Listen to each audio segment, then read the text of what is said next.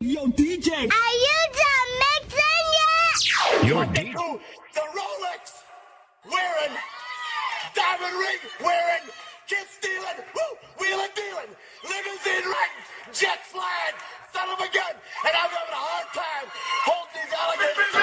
You're talking to the Rolex wearing, diamond ring wearing, kid stealing, wheeling dealing, limo jet flying.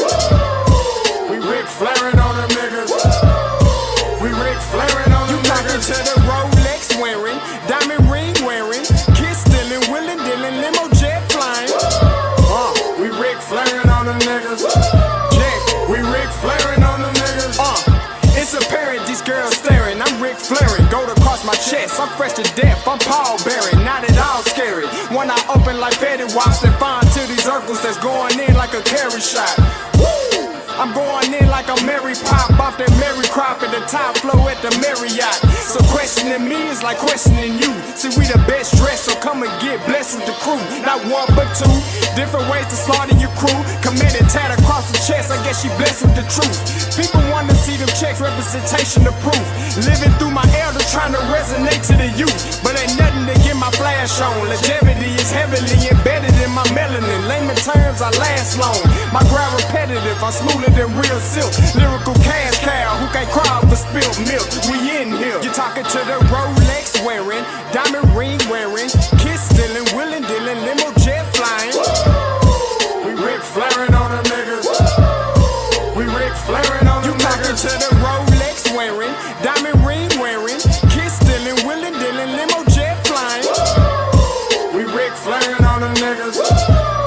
We Ric Flairing on them niggas. This ain't no normal situation, this preparation with greatness. Industry full of fakeness, it's really up for the taking. See, life is what happened to you, more so how you take it. Don't get stripped of your knowledge and mentally leave you naked. I like to live otherwise. I'm sorry that I'm fresh to death. I put the polo and apologize. See, black son, we ain't nothing like them other guys. Quit to socialize, we organize, then we mobilize.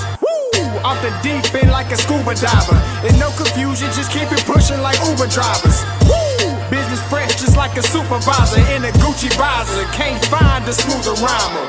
You're talking to the Rolex wearing, diamond ring wearing, kiss stealing, wheeling dealing, limo jet flying. We Ric Flairing on them niggas. We Ric Flairing on them niggas. You talking to the Rolex wearing, diamond ring wearing, kiss stealing, wheeling dealing, limo jet flying. We Ric Flairing on them niggas. We Ric Flairing on them niggas. Yeah, DQ baby. Shout out that boy Nigga for that fire track. Hey, Black Sun, sun up. What's up, Vinny Vegas? What in Vegas? Yeah. Shout out Pharaoh's Kids, D-Face, yeah, Bubba C, yeah, Ric Flairing on them, Ric Flairing on them, Ric Flairing on them, Ric Flairing, son up, baby. You gonna dig this. Hey, yo, Scotty, you going crazy for this one. We see what you're doing, we salute you. Hey, let's get it started. It's Backpack Capital One. What's in your wallet? Got a call from my man A. Scott. I said I got it. Love that you highlighting all of these black colleges. Try to pay me for doing this. Look, bruh, if you don't get off my line with that foolishness, voice of the SWAC, pull up where you at. No cap. If the Brody is speaking the soft facts. My advice, tune in to every show. Captain Petty, but we know that the sergeant is with the smoke. Speculate, just tell me what is we doing. Get into it, okay, look, I'ma say this and keep it moving. My boy Scotty, man, he offered the least. Black grad, paying college, I'm glad that he called me. Walk it, cause we all been taught that talk is cheap. Even primetime knows Scott for the HBCU streets.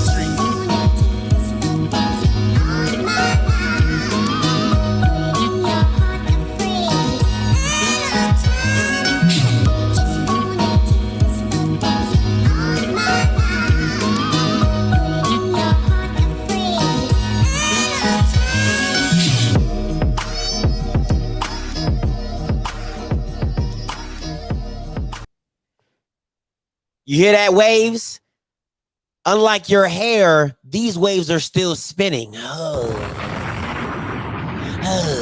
Unlike your waves. All right. Hey, yo, what's up? It's your boy Scotty. You watching Off Script, all right? So listen, man, listen. This is gonna be a good subject. This is gonna be a good topic today. I want some well-educated people, well-passionate people to talk about this Alcorn situation, right? So listen, I already got some calls set up to come in later today. So you're going to hear from some really, really good pundits, people that I confide in, people who I talk to about SWAC issues. Because once again, my SWAC hours are not to par, okay? They're not to par. So I always like to defer to people that have been in it, grown up in it, seen it, done it, knows all the ins and outs about it. All right, now listen, today's show is called Someone Has Got to Go. Alcorn, what you gonna do? All right, clock's on you. Now I'm gonna read the article first. Okay, I'm gonna read some of the article, and then I'm gonna give you my thoughts, and then the call lines are gonna be completely open. Listen, this is not for me to debate on. I want to hear from y'all, and I'm just going to ask you questions to kind of get an understanding of what the situation has been at Alcorn and what you want it to look like. All right. So the article that I'm reading from is in my description, right? So I know it's small. I'm not blowing it up. I just want you guys to know that I'm reading from an article. It says, Alcorn State canceled practice Monday and Tuesday due to the lack of available trainers. Source told The Athletic. Instead, it only held walkthroughs each day. It says, it's possible the Braves may not practice all during the week, and coaches are concerned about the safety of the players. A source told The Athletic, and head coach Fred Mcnair confirmed it on his radio show Monday night, putting the blame on the athletic department administration. The Mississippi school does not have a full-time athletic trainer, and its part-time contracted trainers are unavailable due to COVID-19. This is a program that has won consecutive SWAC championships and 4 consecutive division titles. We've got a big game that's going to make the university money, and we can't go out and get treatment for the young men and women and not knowing what's going to happen tomorrow, Mcnair said. This is something that needs to be fixed. This is an administration issue. I could talk about it until I'm blue in the face. This needs to be fixed. All right, I'm skipping over a paragraph. It says, this is not a new problem. Alcorn State surprised many in February when it opted out of the spring 2021 season. After all, the program has been the class of the SWAC. The school said it was due to COVID-19 concerns, but program sources said the team did not want to play due to staffing issues. It didn't hire a new trainer until January, and it didn't have a new strength coach until the beginning of the semester. Our administration didn't shut the season down. They were ready to go with no trainer or no strength coach, one assistant coach told The Athletic. We let the kids decide. They went to the AD and said they didn't feel comfortable with everything going on. Not once in the whole message was COVID brought up. We didn't have a trainer and stuff like that. All right. And I'm going to end it like there. So this is an issue. Now, I'm going to say the first thing first, that when I first got the news, and I mean, listen, when I tell you I got the news, my Instagram was on fire. Do you hear me? I mean, I was getting DMs and articles dropped, and everybody was telling me, who was pretty much an Alcorn, was like, you got to do a show. You got to put them on blast. You got to do a show. You got to get this out. You got to do a show. And I was like, say less. I had a family function last night, so I couldn't do it last night while it was super hot, but it's still hot now, and we're doing the subject about it. Now, the first thing that came to my mind is, what does Coach Fred Mcnair have to do to get what he needs? I have never in a million years seen a winning coach. I mean, literally, he probably is the most winningest coach in the SWAC right now, and he has to go through this. He doesn't have a he doesn't have a full-time athletic trainer. He can't get a strength coach, but despite all of this, he is still continuing to be professional and do his job and win games. That is freaking amazing. Now, if I'm being honest, I think the only thing that is stopping Mcnair from actually leaving the program is the legacy. It's simply legacy.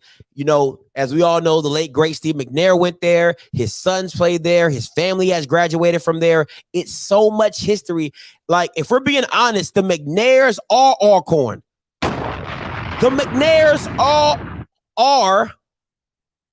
Alcorn. I'm sorry. I'm not. It's too many alls. I'm sorry. It was about to tongue tie me. They are that program. The McNairs are that. It's like the Kennedys are politics. You get what I'm saying? Like, they're in that realm when it comes to a school and a program. They're synonymous with each other. Okay. So the thing with that is how do you disrespect this man so much and he continues to win? Nobody wants to be in Lorman, Mississippi. Who wants to be in Lorman? Nobody. Okay. And he continually is winning, showing high class winning. I mean, SWAC championship after SWAC championship after division championship. I mean, like, come on. If this was at a Power 5 level, or a Group of 5 level, they would be ready to fire the AD so fast it would blow your mind. Now with the AD, and I don't know much about Derek Horne, and that's why I wanted to open the phone lines up. And please do me a favor and call in 516-259-9041. But what is Derek Horne's issue? Why does it have to be publicized that you don't have a full-time athletic trainer? What is that? It's literally like trying to cut pennies on your program. You're like, hey, you know what? I would give you everything you need, but let's cut back here and let's do for what? For why? He has shown you nothing but class and shown you nothing but effort, has shown you nothing but winning at Alcorn. And this is how you treat him? If I was any school in the SWAC that is kind of on the fence about my coach, I'm coming to get Mcnair with a truckload of money. Truckload. You winning down in Lorman? You're winning. I mean, you're winning down in Lorman, Mississippi with lackluster, help from your AD and still out here balling on them boys. Just imagine what you would do with a school that's fully behind you, an athletic director that fully believes in you. Let's not play these games. And what is going to happen to Alcorn is that you're gonna. It's like having a girlfriend.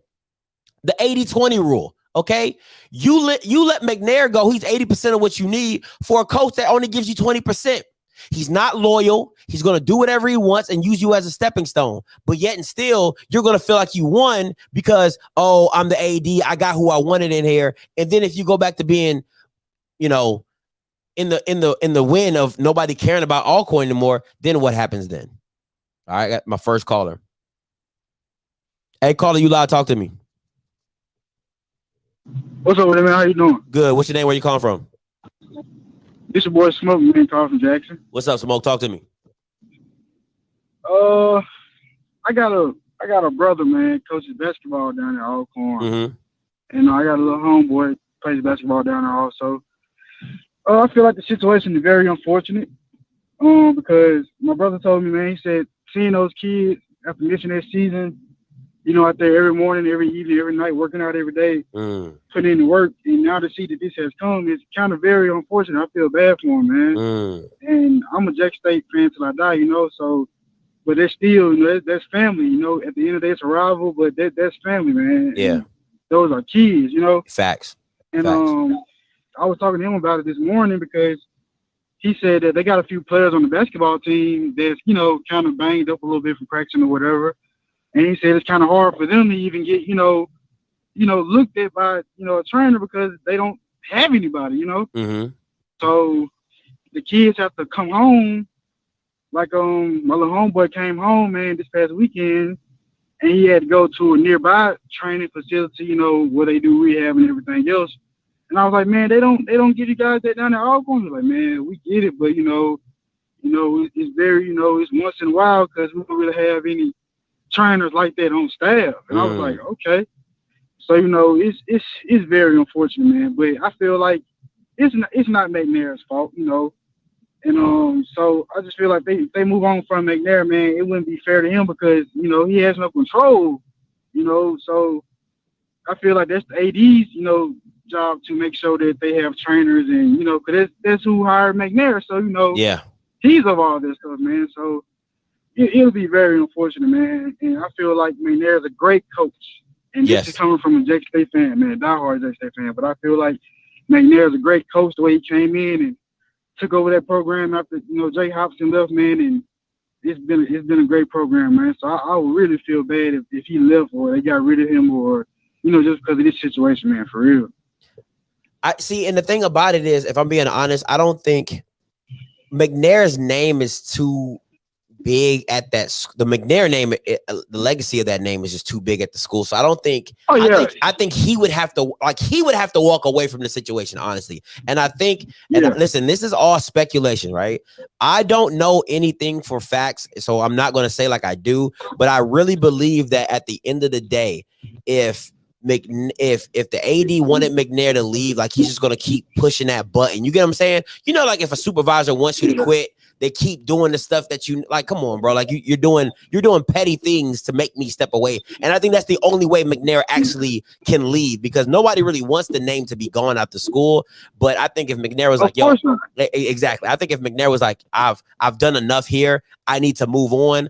I think that's what it's really going to come down to. So I think it's either the AD stepping down or getting fired. And I don't even know how ADs get fired, if I'm being honest. But, I just think that if I was McNair after this season, honestly, I think I would have to step away. I really do because I know I would have better opportunities somewhere else. If somebody would show me the love that I deserve. And I hate to say the love, but just show me the respect that I deserve. You know what I'm saying? So, yeah.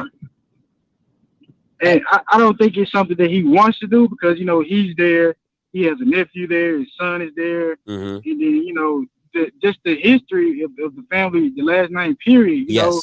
And I don't think that's something, he wants to do. But like you said, man, at this point, it's about respect because nobody gives him the respect, after all he's done, man. This man took this team that wasn't shit. Excuse my language. No, you're fine. If Alcorn wasn't shit. I'm being real, and I'm being honest. A lot of people expected after Hopson left, the program was going to go down. And he came in and he showed them like, look, it ain't happening on my belt, and man, it's amazing, man. But like you said, man, at this point, if he decides to leave, it was all out of respect because he feel like he isn't getting respect, and that's a grown man decision. Yeah.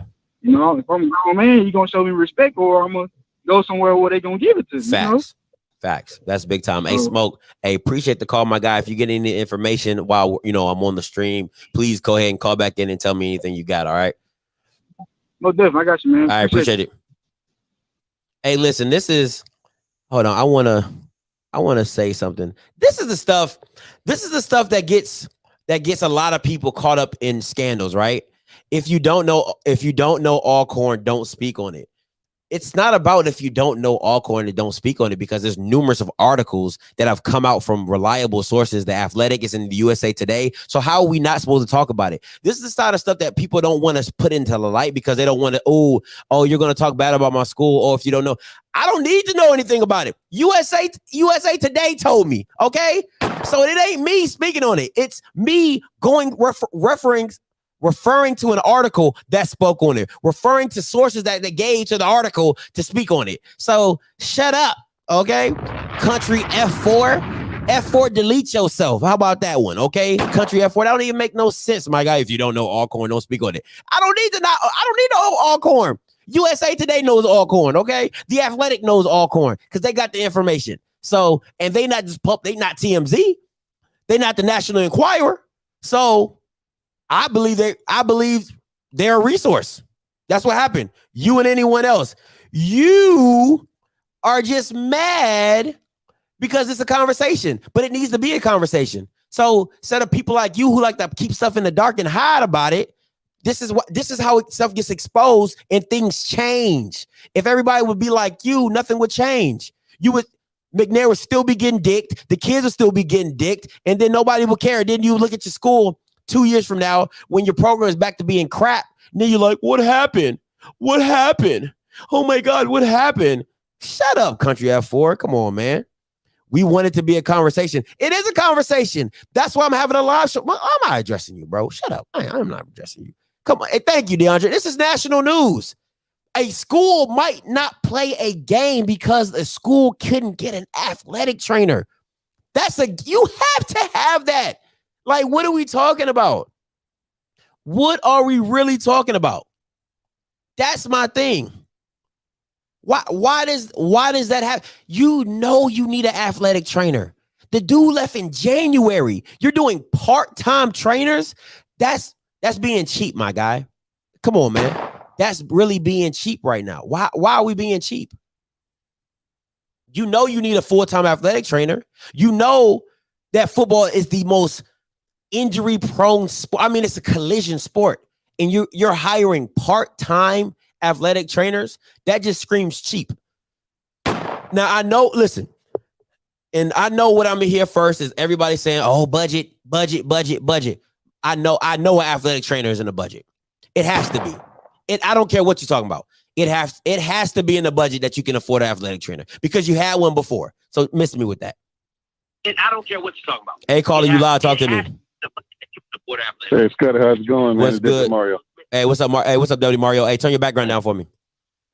All right, I got you. All right. Hey, is it possible that, I mean, I think McNair's a great coach. I'm GSU, I believe, to the heart. But is it possible that McNair could be going through the same thing that Coach Odoms went through down in Southern dealing with the AD? I heard from the Odom situation was simply pay. Like that Odoms felt and this is it's all speculation. So I'm not nothing I'm saying is facts right now, right? Because I didn't hear from Odoms and I ain't hear from no AD or whatever. But what I heard is that it was Odoms wanted more money. Southern didn't want to pay him. And that's why he went. And then also on top of that, he wanted to be closer to his family and stuff down in by the East Coast and stuff like that. So I heard that as well. And that was a factor as well. I don't think this is the same thing because I think Southern was willing to give Odoms anything he needed, I believe. And I'm once again, all speculation.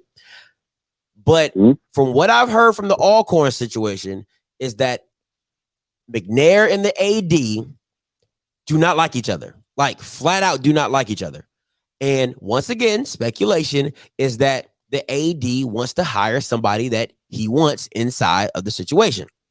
So I don't think I don't think that's the same situation. I think Southern and Odoms was either at an impasse, like, hey, we love for you to stay, but we're not willing to pay that. You know what I'm saying? And I think the Alcorn and AD situation, McNair and the AD situation is like, bro, I don't want you here. And McNair is like, bro, my brother and I, we built this school. Like the McNairs built this. Like we were here before you, my guy. You know what I'm saying? So I think it's more a situation like that. So, I mean, who do you get rid of? I mean, you got to flip a coin. And I see, and the question is, go ahead, Mr. Mario. Yeah, go ahead. Have to get in the alumni, the students. I think they're going to have to make this type of decision because this is a massive decision. It is, and you might not be able to come back from it. Legacy, Scott. You're talking about generations of McNairs coming to the school. Yes. If you pull the plug on McNair, how many kids be willing to come play under someone else? Listen, how many kids are willing to leave? That's another question. Oh, my goodness. You're right. That's another question. If McNair walks, I mean, how many kids are willing to like transfer? Like, where you going, McNair? I'm coming right behind you. Now you do have the sit out rule because I think the one-time transfer rule lets you start, go that 1 year or whatever. But at the same time, there's going to be some kids that don't like how Alcorn treated their coach. It's like Michael Jordan with Phil Jackson. He was like, I'm gonna play here as long as Phil's here. You know what I'm saying? Once Phil leaves, I'm gone. So there's kids that have a connection with Fred that's like, yo, I'm wherever you going, Fred, I'm with you. You know what I'm saying? If I got the time, if I got the years behind me, because you brought me here, like I came here for you. I didn't want to be in Lorman. You know what I'm saying? Like, and you've heard a lot of those kids call him a father figure. Exactly. You've heard a lot of them calling him. Exactly. So if you get rid of him, you have some of your best athletes leave Alcorn State. Well, Scott, I know you got a bunch No. I don't. No. I don't. No. You're Deputy Mario. Hold on, real quick. Stay on. Because I don't have a lot of callers, so appreciate you for calling in. And it's funny that when it's it's real funny to me when it's a real topic. Like people say I like to troll or hate. When it's not like when this is a real discussion, nobody wants to call in. But when it's like joking and everybody like everybody wants to call in and give their opinion, is real funny to me. But anyway, my thing is this. Once again, I feel as though Mcnair should step away from the situation because, and this is me feeling, I would be petty because I want to show you, okay, like Jay-Z has a bar. He says, you made a Jay-Z, go make another one. All right. You think you don't need me? Okay, go find another coach that'll take this job and do it what I've done. You get what I'm saying? Because now there's a standard set by Alcorn fans, Alcorn alumni. They expect to win now. They don't expect just to be good. They expect to compete for championships. So any coach that comes in behind Mcnair is going to have a big shadow to fill. So he got a lot of big shoes to fill. Exactly. And also, Scotty, too, I don't want to be anywhere that I'm not wanted. True. If you're talking to a girl don't want you. I mean, there's no sense of keep pushing at her. Like, you know what? This lady don't want me. I might as well go ahead and leave her alone. Mm-hmm. I agree with what you said. At the end of the season, see what his options are. He have plenty of options. Yeah. Hey, Deputy Mario. His name, go ahead. His name, and he has a hell of a resume. He does. And to me, I don't even want to limit Coach Mcnair to the SWAC. And I feel like that's really disrespectful for me just to be like, but I'm just saying any team in the SWAC that doesn't think their coach could be, he can take that position tomorrow. You see what I'm saying? And he can go coach at the FCS level to any FCS school tomorrow because if you think about what he's done with all the pushback he's gotten, all the lack of resources he's had, I can't say that enough, being in Lorman, Mississippi. There's nothing in Lorman. There's nothing. And you got kids really, really believing like, hey, I'm gonna go somewhere where there's nothing there and go ball out and go win me a championship. Like, there has to be some respect given. And I don't know how ADs are picked. I don't know how ADs either come about their job or lose their job. But if anybody should get fired, in my opinion, it's Derek Horne. Derek Horne has to go. Yeah, I can agree. Simple as that. Hey, but appreciate the call, Deputy Mario. Yes, sir. Thank you, Scott. Appreciate it. Anytime. Hey, man, I got 268 people in here. Appreciate you guys for tuning in with me. Make sure you hit the freaking like button. Why you listen? I don't understand how y'all get up in here. Listen, it's like you walk into my house and don't even wipe your feet. You know what I'm saying? Like, can you show me that much respect? You're coming in my house and don't even wipe your feet. Like, what are we talking about? What are we talking about? Hey, caller, you live. Talk to me. What's going on? This is JR from Tennessee. What's up, JR? Shit, not much. I was just hearing about what was going on as far as the administration and Coach Mcnair having problems. This is an eternal sabotage, and this is an easy decision, dude. The AD has to go. Mm-hmm. He has to go. Mm-hmm. And the reason why I say this is because the Mcnair is a legacy at the university. And one thing about HBCUs that they hold dear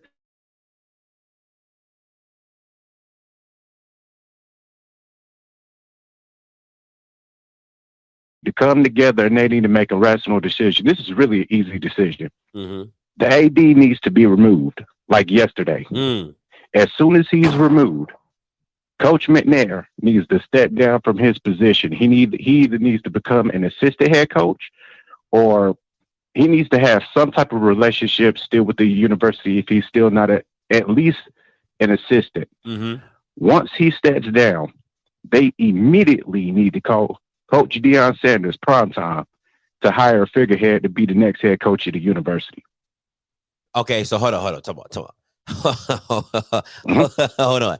So you want Fred Mcnair to step down and then Alcorn go out their way to reach out to Deion to have him find a celebrity coach to take over for Mcnair? Yes, because here's what can happen. if they do this. Deion Sanders already has the figureheads to take the position. All the figureheads need is an opportunity. So there's at least one or two that would take the job yesterday.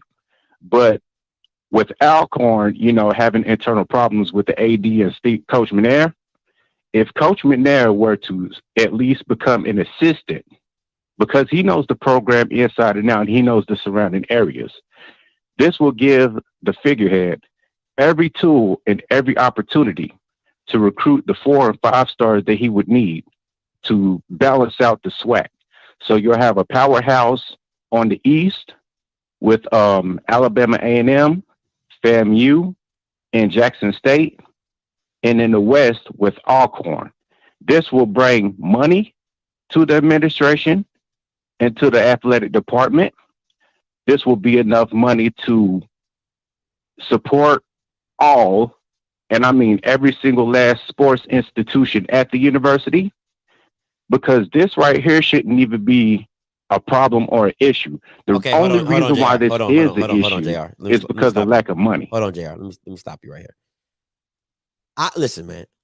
Any other school, I would probably be rocking with you right now. I don't agree with reaching out to Deion and then Deion. No, I don't believe in that, because I mean he's not a staffing agency, okay? But I do listen. Mcnair has his own. Like, listen, there's certain things you don't touch, and that's that, right?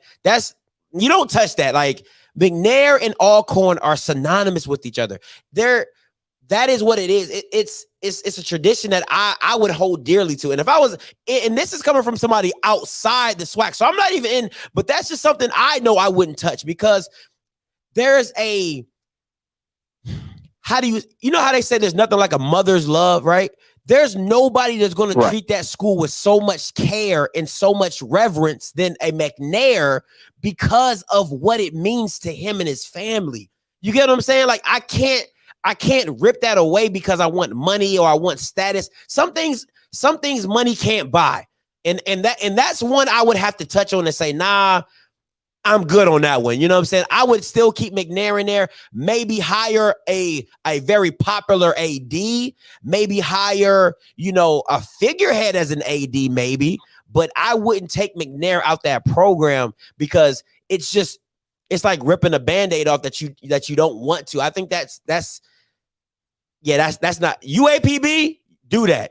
Valley, do that. Even Southern, I would do that, but I wouldn't touch that with Alcorn. I really wouldn't. But hey, appreciate the call, my guy. Here's the thing.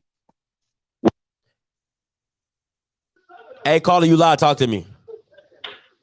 Hey, Scotty, how you doing, man? What's good? Hey, Cooking Car, how you doing, man? I'm good. How about yourself? And then look, I'm doing good. I'm listening to the whole conversation. Just want to say, first and foremost, I enjoy your program as always. Mm-hmm. It's really great to see how far you've come. Thank you. Appreciate it. Of course, man, of course. So I'm going to go ahead and get on to my points. Look, you and I both know, actually all of us on this call know, most programs have agencies that hire coaches. Mm-hmm. Can we both agree on it? That's right. You're right. It's not something where it's like, hey, I know this person, that's a celebrity, they're going to find somebody, we're going to work it out. Usually they go and they hire agencies and they say, you know what? I need this type of coach. I need a planner. I need an organizer. I need somebody that can do this. Mm-hmm. Someone that's offensively creative, someone that's defensively creative. Uh-huh. There's a game plan to it. It's not somebody like a hookup. It's not like that. The next point is, man, you lose McNair, you're going to lose a lot of generational wealth. Let's just keep it simple as it is. Mm-hmm. We cannot lose McNair. I don't care if you need to keep him as a head coach. I don't care if you need to give him more money if the AD is fired. I don't care if you need to elevate him to the AD position or an administrative position past where he is right now. Yeah. But you need to keep him within the school's ranks, period. Mm-hmm. As we both know, and as we all know, what's around the school of Alcorn right now? What is literally there? Nothing. That proves my point. It's not like Austin. It's not like Tallahassee. Heck, it's not even like Gainesville. This is a completely different level of an area that we're dealing with. Mm-hmm. So let's keep that straight. You lose McNair, you're going to lose generational wealth people. Mm-hmm. The next thing, and going back to the agency point, how ADs are hired. Normally at the FBS level, and even at the subdivision or Division 2, Division 3, Division going all the way down, ADs are normally hired as friends of friends, people that you talk to, people that you know. Yeah. In the administrative level. Hey, I know somebody that is leaving the position of AD at Ohio University. Cool.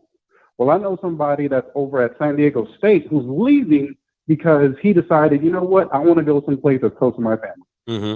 That's what the agency looks for. They recruit this guy heavily. They look at all the interests. Maybe it's not going to be this guy.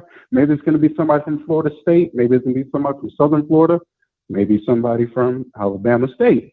They have operations to this, is what I'm basically saying. Yeah. We cannot downgrade that, okay? Okay.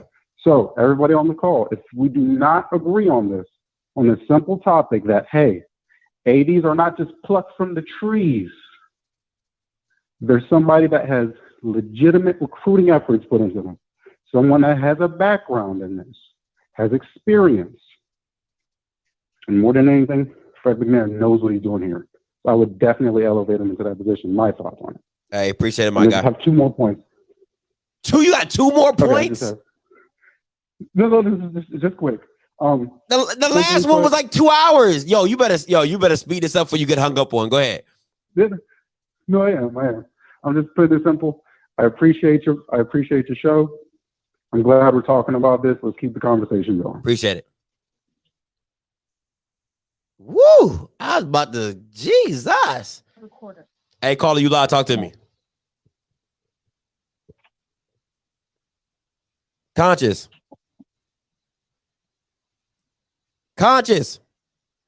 What's up, homie? What's up? You calling from a regular number? I know this number. What's up, Conscious? Talk to me. I'm good, man. How you doing? Good. Man, look, this is so disheartening and it's so frustrating. So let me start off by saying, my Alcorn brethren, good luck to you guys. I know you guys can persevere through the situations. I got full faith and confidence that the alumni is going to come together to right this ship and try to create some type of resolve or solution to the situation as quickly as possible. All right, and acknowledgement is that, and with that being said, Derek Horne has to go. And he has to go immediately. And the reason why is because this thing has been festering for a long time. This is not some run of the mill, overnight scenario that just occurred in a matter of 6 to 8 months or a year. Mm-hmm. This thing has been going on for years. And you can tell Mcnair is frustrated with it. And you can tell that he's trying to create and outline the narrative that is based on the truth of the situation and not some rumored accusations or things. He's trying to bring to light what's really going on behind the scenes so that their full transparency can speak on his behalf and they can get the results that they need. So Horne has to go. As a matter of fact, Horne has to go. The president has to go. And that entire administration's got to go. And honestly, I like Mcnair, but I think this situation is going to be too tough for Mcnair to come back from a coaching perspective. I would not eliminate him from the coaching position, but I definitely would reevaluate everything after the next 2 years or whenever his contract expires. But even after his contract expires, you don't get rid of him. You put him in as an assistant athletic director or consultant for the football team, whatever you got to do to continue to keep the continuity of the operations, because Mcnair is legacy. Yeah. And you got to keep legacy in house. I agree. I do agree. You got to keep legacy in house. I think if hold on real quick, Goncha. Let me counteract that point real quick. And this is the thing I think that with McNair you bring, right? If he becomes the AD, let's say you want a celebrity coach, you want to compete with Jackson State, you want to compete with the recruiting, you want a celebrity coach. Okay, going back to JR's point, I'm not reaching out to Dion, but you get what I'm saying. So if you move him to the AD, I think having somebody in the administration like him who loves the kids, but understands the funding aspect to understand what you can and cannot do at this level, I think that's a great partnership to have. And he would be a great guide to say, hey, listen, this is what we can do. This is the headaches I've had. And I think with your resources, we can move this way. You get what I'm saying? Because whoever comes in doesn't have the SWAC hours. So you need that guide and somebody who wants to see the program succeed. Why? Because he's an Alcornite. He wants to see it win. He's not going to sabotage you. He wants to see Alcorn at the top of the top because his name is synonymous with the school. So I think that would be a perfect blend of just great, like I'll say foundation building or corporation building, where you move the legacy into the AD position and you bring in a celebrity head coach and you have them paired together and they run that thing. I think that's perfect, bro. I think that's perfect. I think it definitely could work. And here's to some of the commenters in the comment section. This had to be exposed, guys. And I'm gonna tell you why it has to be exposed. Mm-hmm. This thing McNair has been dealing with since the spring. If everybody wants to know really the real reason why they didn't play in the spring, this is the reason. Yeah, this is part of the reason, I should say. And here's the thing about exposure. Imagine if you got a bad illness or an infection because of a cut or a wound that you got, and that thing starts to get infected over and over again. And you continue saying, oh, ain't nothing wrong with me. Ain't nothing wrong with me. But then all of a sudden in a month, you got sepsis and you got, the infection is spreading in your body. Now you got to go to the doctor and say, hey, doc, something wrong with me. And the doc says, yeah, you got an infection and you had an infection for the past 2 months. You about to kill yourself. Yeah. So for the comment, this is why this stuff has to have transparency and exposure. It had to be revealed. Because if it wasn't revealed, this stuff will still be going on, and Derek Horne will be still being a pain in the ass to me there. That's fair. Now the masses are aware, society is aware, so now all eyes point to Derek Horne and the president of Alcorn. Yeah, or what they're going. What's your next move? What is your next move? Oh shoot! It had to be revealed. It is sad, but again, this is the reason why our universities and colleges are behind the 8 ball. Stuff like this should not happen at our schools. This is a power agenda, a vendetta that Derek Horne has against McNair to basically say, my balls are bigger than yours. And I got more power than you. It's sad. Yep. Yeah, I got more power than you. This is power tripping and ego tripping. But at the end of the day, righteousness will win out. So to all the Alcornites over there on this call, the alumni, y'all know I'm VI love day and night, but I feel for you guys. Stick together and basically whatever y'all got to do to get Horne up out of there, y'all do. Hey, appreciate the call, Conscious. No doubt, bro.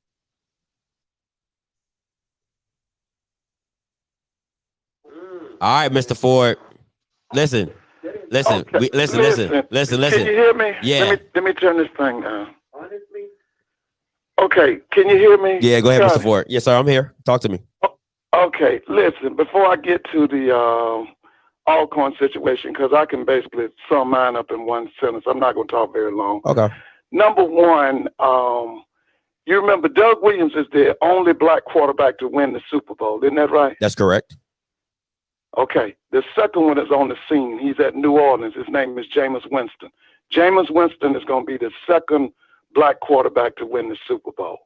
Number two. Patrick Mahomes is I've black. been reading all this. Okay, let me give number two. I've been reading all of this stuff about people talking about Jackson State is going undefeated. I can put a game plan together against Jackson State right now. And if I go and get a coach that I know who's an offensive genius, we'd run them out the stadium. Jackson State ain't complete. They got talent, but they're not complete. Thirdly, everybody's concerned about you, and let me tell you this: you had Mr. Campbell on the other night. He blew it out the stadium. I mean, he hit that 500-foot home run. After I heard him talk, I didn't need to talk anymore. I just hung up my phone because he told you everything, and he gave you the straight truth. I grew up 50 miles from Florida State, and I wanted somebody to tell you. I had called in to tell you what was going on. But let me just say this about the Alcorn situation. I believe that Mcnair won the SWAC East 6 years in a row. Is that right? That's correct. How can you be talking about somebody leaving who's built a dynasty? Let me tell you something. After Steve Mcnair left Alcorn and went to the Houston Oilers, for 20 years, Alcorn football was irrelevant. Nobody didn't know anything about it. They were running coaches in and out. That was a guy by the name of Jay Hobson who came in, and I think he had the program maybe 4 years, and he did well. If you ask me, he took over the SWAC. He left the program. He left Alcorn, and then he went to Southern Mississippi. That's when Fred took over. Mm-hmm. So somebody on your chat said it. The problem here is the president. This is not no alumni problem. The president's supposed to handle that. The president, if you got a winning coach, just like I think somebody just said it, and they said it's harder to find a winning coach than it is an AD. Listen, the president should have squashed this long time ago. This proves that she's incompetent when it comes to athletics. Okay? Mm-hmm. This lady don't know what she's doing. Ain't no way. Here you got a guy like the Mcnair. He's the reason Steve went to Alcorn. Steve was headed to either the University of Miami to play free safety, because people don't know that if you go back and look at the history books in Mississippi, Steve Mcnair leads the state of Mississippi in interceptions because he was like a high school All-American at free safety. Oh, wow. Or he was going to go to Southern Miss. It was his brother Fred who put his foot down and said, you are going to Alcorn. So this stuff right here, I don't even understand. See, this is what I tried to tell you before, Scotty, about the situation at Jackson State. Jackson State had a problem one time, had a great president. That lady was named Dr. Meyer. Lady knew nothing about athletics, but she was a great president. And she allowed that Vivian Fuller woman to come in and destroy that program. And these people were blaming other folks when all of the things that happened at Jackson State was self-inflicted. So all I'm saying right now is I hate this for Derek. I knew Derek's parents. I don't understand it. But if it comes down to Fred and Derek, that's easy. Mm-hmm. It's Fred. Fred was connected to Marino Cassim. You know who Marino Cassim is, right? Negative. He was the godfather of the SWAC. He's probably the winningest coach in the history of the Alcorn. Fred was his starting quarterback. So I don't even understand this. And let me just say this. All these people keep talking about the SWAC needs a celebrity coach. That ain't what we need.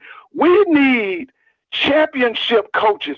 We need people who will bring their resume in and say that they can win championships. That's what they need in the SWAC. And I'm going to go offline here, so y'all might as well going to get mad with me. What they need at the University of Southern Cal is the coach at Michigan. His name is Harbaugh. He needs to go to Southern Cal. You were asking the other night about who needs to go to Florida State. The guy is at the University of Pittsburgh. His name is Kurt Narduzzi. Kurt Narduzzi needs to be brought to Tallahassee. Listen, thank you for everything, Scott, and y'all have a good night. Anytime, okay? Mr. Ford. Appreciate it. Hey, you know Mr. Ford gonna give it to you raw. He gonna give it to you raw, like it or love it. You know he gonna give it to you raw. All right. Let me get to hey, caller, you live. Talk to me. Hey, caller, you live. Talk to me. 5986. Last call. You live. Talk to me. All right. Hey, caller, you live. Talk to me. What's up, Scotty? What's good, Reub? Talk to me. Man, look, man. I think Mr. Ford, he hit it. I know a lot of people calling in about the AD Mm-hmm. and getting on him, and rightfully so. Like, you know, what he's doing is wrong. But let me ask you a question, Scotty. Let's say you're the president, right? Yeah. And you see all this going on. Like, wouldn't you step in at some point? You have to. You have to, because now you're putting my school in a bad light. Now, what if this all stayed in the dark, then we can kind of work something behind closed doors. But once it goes public and the way it has, I mean, you're in USA Today. I have to step in. I got to. Exactly. And one thing, man, like when you in upper management or like a position where you're in total control in a business or anything, the number one thing you have to do is protect the brand. Mm-hmm. The brand gone. It's done. Like, you all in the news, you making national headlines. So I think the president should be out of there with the AD. Now, one thing that, like, it's a clock that was just ticking. Because if you don't have trainers every day, you're risking injuries, which is a serious thing in the contact sport. Mm-hmm. And we're not just talking about football. We're talking about all your fall sports is going on right now. Like, it's just not football. It's soccer. It's, you know, basketball is practicing right now, or doing summer workouts, whatever the case may be, or fall workouts. Yeah. You have to have trainers for all of those things, and you're pretty much failing the university big time. Yeah. And what I saw from Mcnair was a guy that I can promise you, he went to the AD, he went to the president and voiced his concerns. He did this already, and he was ignored. And I think he went public because he's a grown man right now that's crying for help. That's what's happening. Yeah. He's crying for help because he don't see no help coming his way. And if Alcorn don't fix it, and I'm gonna keep it short, I'm gonna end it at this. If Alcorn don't fix it, dude might not last the whole season. He might just throw it and be like, I'm done. I'm out of here. Now, before I let you go, Reub, let's say that, you know, McNair steps down. Where in the SWAC would you want him to go, and where in the SWAC could you see him going? Those are the two questions I'm gonna ask you before I let you go. All right. So, in my personal opinion, Alabama State has a new AD who he's an Alcornite. He graduated from Alcorn. I think the guy name is Jason. He graduated from Alcorn. He's Alcorn through and through. I think it's an easy hire for him because it's a total reverse situation from what he's in right now. At Alabama State, you have the facilities, you have the funding, you have everything. You're going from, because I don't know if people know, Alcorn budget is at the bottom of the SWAC with Valley. So you're going now from a bottom of the SWAC budget to one of the top budgets in the conference. Yeah. So you're going. It's a whole better situation for him, and he's not far from Mississippi. He's right over in Alabama. So I think that's a win, and he's in Montgomery, right? Yeah. He's not in Lorman, Mississippi anymore. Nobody wants to be so there. I think that's a win for him. Yeah. All day long. I like that. I like that setup. Hey, appreciate the call, Reub. All right, brother. All right, man. Hey, real quick before I get to Jaron, real quick before I go to you, Jaron. Jaron, did you call in? Jaron, you can't be hanging up and calling in, bro. I'm skipping you, bro. I don't care. I'm skipping you. All right. So you gotta stay on hold like everybody else. All right. Nah, Jaron, I see you try to call in now. Nah, you gotta stay in line like everybody else. All right. So you see the ocean views, Steven, Mr. Campbell. You see the ocean views. You know, I do ocean front, baby. All right. So nobody's jumping ship. I wouldn't say Mcnair, Mr. McNair is jumping ship. I just think that you get tired of something. Bro, listen, if your job kept disrespecting you, you would leave. And you're like, hey, I'm out. Do it without me. If you got a problem with it, do it without me. Bro, listen. Hey, caller, you live. Talk to me. Turn your background down. What's going on now? This is JMAX. What's up, JMAX? Talk to me. Hey, from SWAC and the Hey, listen, real quick before you go, JMAX. Hey, make sure you go follow SWAC and the Fool. You will see it in the comments. Hey, put something in the comments so I can bring your name up. But make sure y'all go follow them on YouTube and their podcast. Hilarious. JMAX, GSPN, they do their thing, man. It's all good. Hey, go ahead, Jay. You good? So basically, what I want to say off script, and you know, my co-host G will probably have to speak more on this, but you know, I really think that it's time for the AD to leave, and I think it's a simple fix. AD gets out, right? Mm-hmm. This is the way I look at it. And your board of supervisors, your president, your administration, your team put together a search. You get down to your top 7 candidates, and you let Mcnair be a part of the hire. Oh, that's good. That's good. And that way, you know, everything will line up to everything that he's looking for as well. And he satisfied all parties. So I know everybody's talking about getting rid of the president. The president, she rights her wrongs, and everybody wins. You know, just a simple one. And before I go off script, you know, I appreciate everything you're doing. You know, supporting HBCU football and bringing the light to our conference and our sport. I really like it. I like the views. Keep doing you. Appreciate it, my guy. Listen. You and G are like peanut butter and jelly, bro. Like, I swear to God, like, I love watching y'all. Y'all are hilarious together. You know what I'm saying? I love what y'all do. This is what I'm gonna ask you though, right? Okay.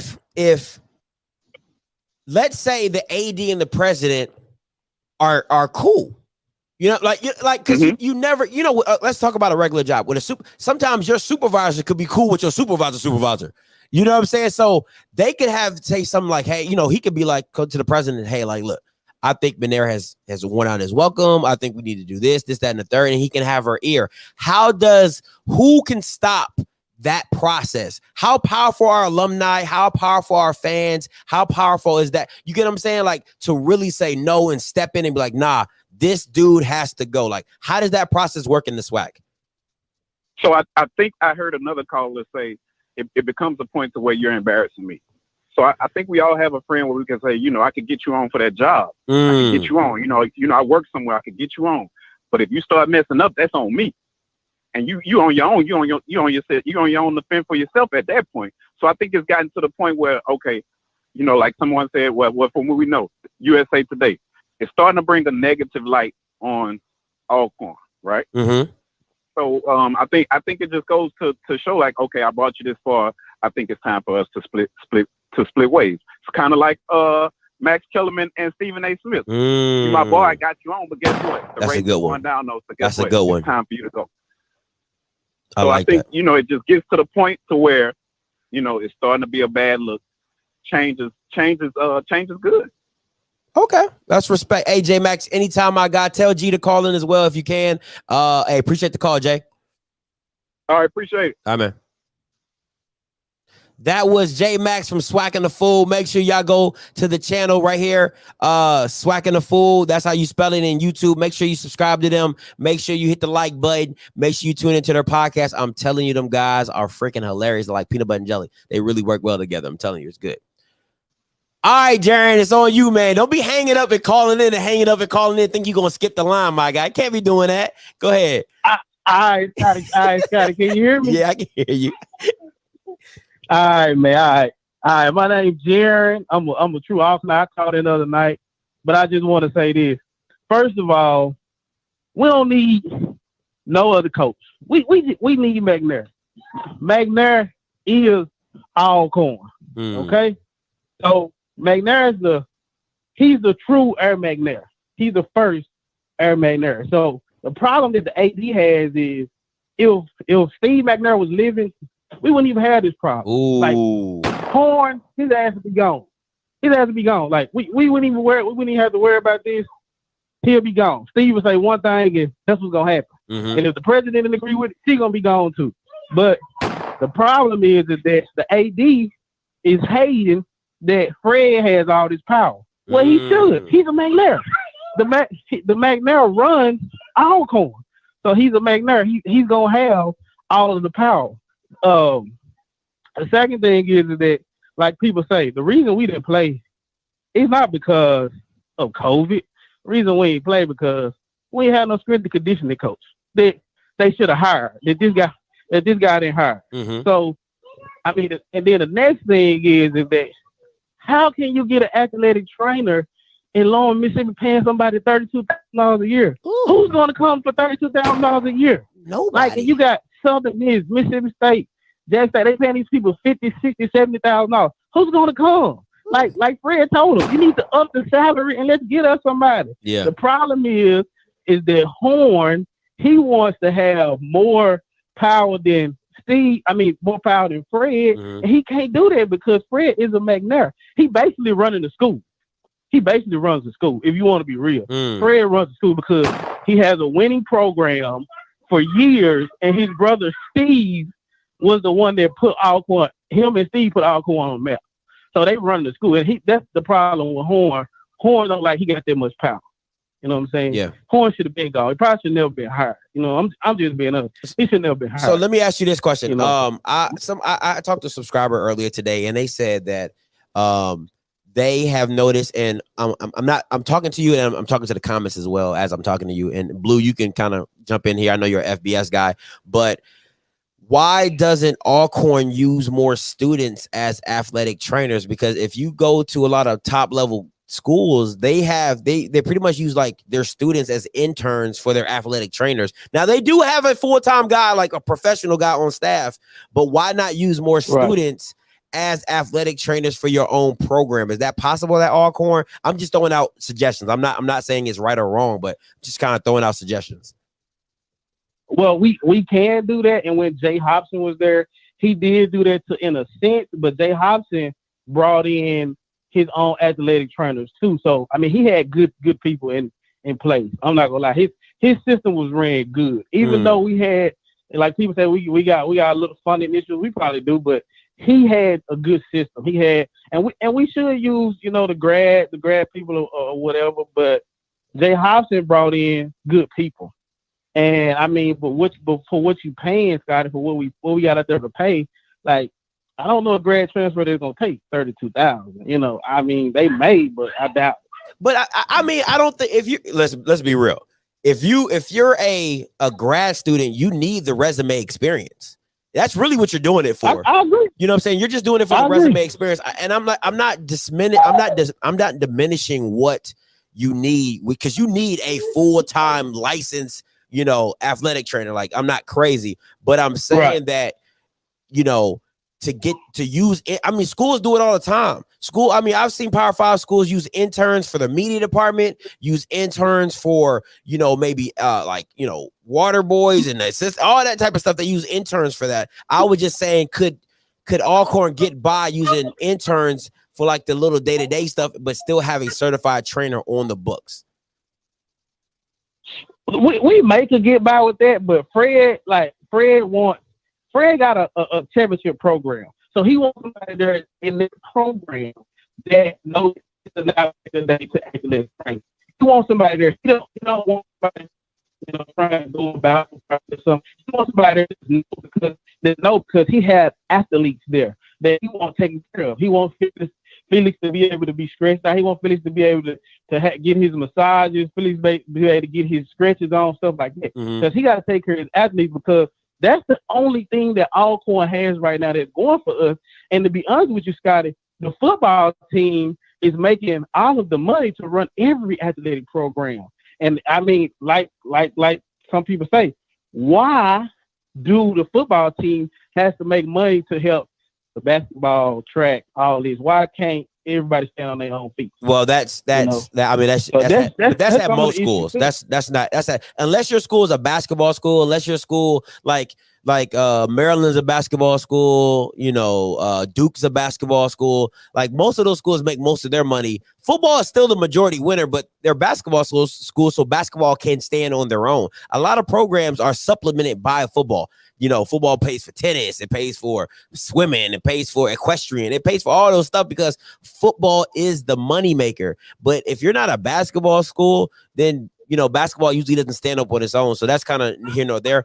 I was just trying to come up with ideas that Alcorn could still have athletic trainers, even though, like I said, even though you need a certified guy on campus, I still think you should be able to use your students and kind of help you out a little bit more, because one, they love the program. They'll probably love to give back. They'll love for it on their resume. And then at the same time, you know, you do need a dude on staff. But hey, appreciate the call, Jaron. All right, appreciate it, man. You take care, bro. You I like too. what you're doing, man. Thank you, sir. Keep going. Yes, sir. Shout Appreciate out to GSPN, man. Alcorn too, man. Shout out to him. Shout out to you too, Scott. Hey, boy. Hey, listen, y'all. That boy be repping. That boy stay in purple and gold. Hey. For real. Hey, that's my guy, GSPN. Hey, that's what it is. Shout out to him, though. Hey, appreciate it. Good caller. All right. Let me see. No school in the country is surviving without the football team. Football funds every other sport. Hey, caller, you live. Talk to me. What's up, Scott? This is boy Smoke again, man. What's up, Smoke? Talk to me. Okay, so I just got off the phone with my brother. He told me, you know, that's still his occupation. So he told me what he could tell me, but he told me in a way where I can understand, you know, that's what it is. So, shout out, I want to give a shout out to Mr. Ford first, because Mr. Ford told you something I told you 20 years ago, Alcorn football won shit. So that, but what I got from my brother was Alcorn. If you're from Mississippi, you know it's a hospital called Mary Health. There is different ones all over the state of Mississippi. And what Alcorn does is they basically like rent out, the trainers from Mary Health to come, whenever they can to come look at the players. Yeah. And they have a guy. He did not tell me the guy's name. Like I said, he told me what he could tell me. But they have a guy, and the guy comes maybe once a week. Is what he told me. Okay. And the guy, if he can't come, he will send the other nurses from Mary Health to come to the school. But that's when the financial comes in. Apparently, the AD does not want to pay these nurses to come, to look at these players and give them the proper training that they want to receive. So if you're not paying me, I ain't coming. Facts. So I know he was talking to me. I asked him, well, have y'all been practicing? He said, no, we haven't been practicing, but, we try to get some of the guys in. Some of the guys, they love the sport. So, coach, can we work out? Can we do this? Can we do this? They do that. But further out this practice, he said they haven't been practicing. And he said they'll be lucky if they even practice tomorrow. Wow. And he said the way it's looking, Alcorn is not going to play this game for themselves. Wow. So, yeah. Now, okay, Smoke, hold up. Now, I want to make it very clear. If they do not play this game, they have to pay that money back to who they're playing. I'm not South Alabama. South Alabama. So they have to pay that money. I think it's $360,000 for the game that they're locked in for. If they breach that contract, they have to pay back that $360 to South Alabama. Now, I don't care. Now, I'm not an accounting major. I ain't going to CPA school, but $360 is a lot more than paying a full-time athletic trainer $70,000 to be at the school. Listen, I ain't no math major. And the thing about it is, Alcorn has a damn good sports medicine program. So it's like you were saying, why not pay these students, whether you pay the students or, make it a part of the program where, okay, we're going to get you on the real shit. We're going to help, we're going to show you what it's like to be a trainer. Hire these students to come out here and help around, help. Yeah. You got a sports medicine program. It's not there for no reason, And to me, that's where I have a problem with not using all your resources. You have the resource. Like, don't get me wrong. Do you always have the funding? No, that's different. But you have the resources. And out of, let's say you're graduating 150 kids in sports medicine, one or two of them would not mind interning at their school for free room and board for resume experience. That stuff matters. And I'm gonna tell you something. And I'm gonna say this because I feel like I should say it. Like I said, I'm a diehard J State fan. I don't know if you know this or not, but have the people, all those, the water girls, the athletic, the tape people, the equipment people. I don't know if you pay attention or not, but all those kids are students. They are students. On J State staff, the equipment staff, the trainers, all those are students. All of them. Half of them are freshmen. I know one of them came from Trinity Christian with Dion, and she signed a scholarship to be an athletic trainer. So she's a student there and also an athletic trainer. Wow. See what I'm so saying? it's like, it's why possible. not? Like you said, why not use your resources, man? You Use your got resources. students here that on. wants to do this. Let them practice on doing it with these players. However it needs to get done, I would do whatever I possibly can to get it done. And I just feel like using your resources is probably your best benefit going forward into, you know, trying to rectify. Money. Yeah, exactly. It's a beneficial situation. Exactly. So you don't have to pay. I don't have to pay part-time people. Money. Come on, man. Come on. You know what I'm saying? Saves you money. It helps the students get, you know, the proper learning that they need. It helps the players get the proper training that they need. It's a beneficial situation. All the way around. All the way around. And now if we're being honest, now you can have kids in, you know, let's say you're using only seniors. You don't think them sophomores and juniors are like, yo, hey, I can't wait to get my chance to be, you know, like now you have energy coming in. Come on, man. It's just like a recycling thing, man. But listen, like I said, I don't want to go too far in it because people are gonna be like, that's not true, Scotty. You can't do that. This red tape. Listen, I'm a big picture guy. My girl does all my details. So like I get it. I'm a big picture guy, but you know, the details are always kind of cloudy for me. But Smoke, if you get any more information, my guy, appreciate you. Call back in. You know you're good with me. Okay, now I will say this. Go ahead. I think the only way Alcorn may play this game this weekend is if I feel like they may reach out to South Alabama, and I feel like South Alabama may help them, which means they may take a bus, leave earlier in the week, like, you know, maybe tomorrow or Thursday, and South Alabama will, you know, send the trainers, give these guys, you know what they need, and then they may play that game Saturday. Yeah. But like I said, as of right now, and it don't look like it's gonna happen. I really feel for them boys, for real. I really do. I appreciate the call, Smoke. Most definitely, man. All right, man. That's crazy, bro. That you're willing to give up $360,000 for a $70,000 position. That's crazy to me. That is crazy to me. Hey, caller, you live. Talk to me. Hey, Scotty, it's your boy. What's up, G? ESPN, What's up, G? Talk to me. What's up, bro? Hey, I got 2 words. Clean house. It's time. It's time. It's time to clean house. And that's what we fighting for, to clean house. Everybody's talking about the AD. I got a different stance. I want to start at the top. I want to start with who signs the AD's check. That's clean house with the president. That's what a pop store says, and that's what I want to start with. Wow. Okay. So let's start there, G. Because listen, and anybody who don't know, this is GSPN from SWAC and the Fool. You see the banner below. He is an Alcornite through and through. I'm telling you, I don't think he owns any other color but purple and gold. For real. I'm being dead serious.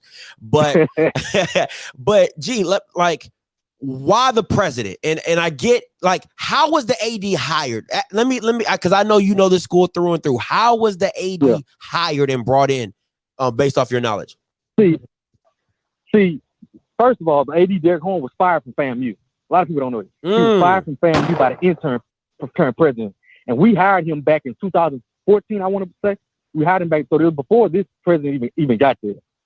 But when she got there, she knew of the man. Let me tell you something that a lot of people don't know. In 2018, we had games where our head coaches, that D1 staff, our coaches didn't have headsets.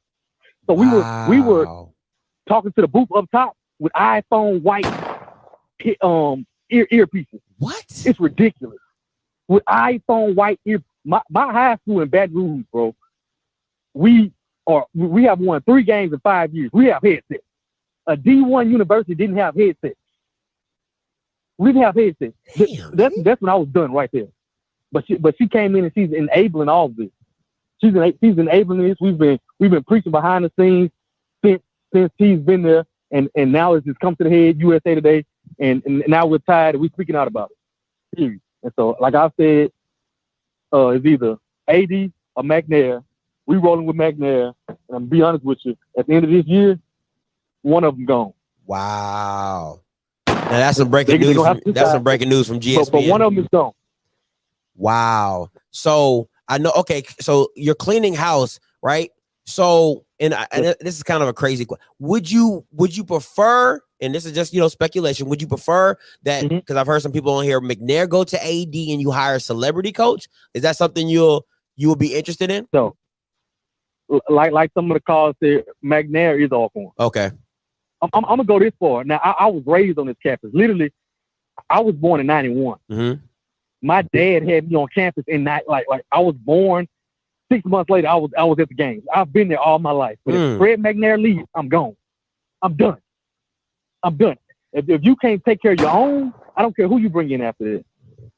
Mcnair has brought all his sons. He went to Alcorn. His whole entire family is Alcorn. If you can't take care of family, I don't care what you do after that. I'm done. So wherever McNair goes, bring me a shirt, Big Mac.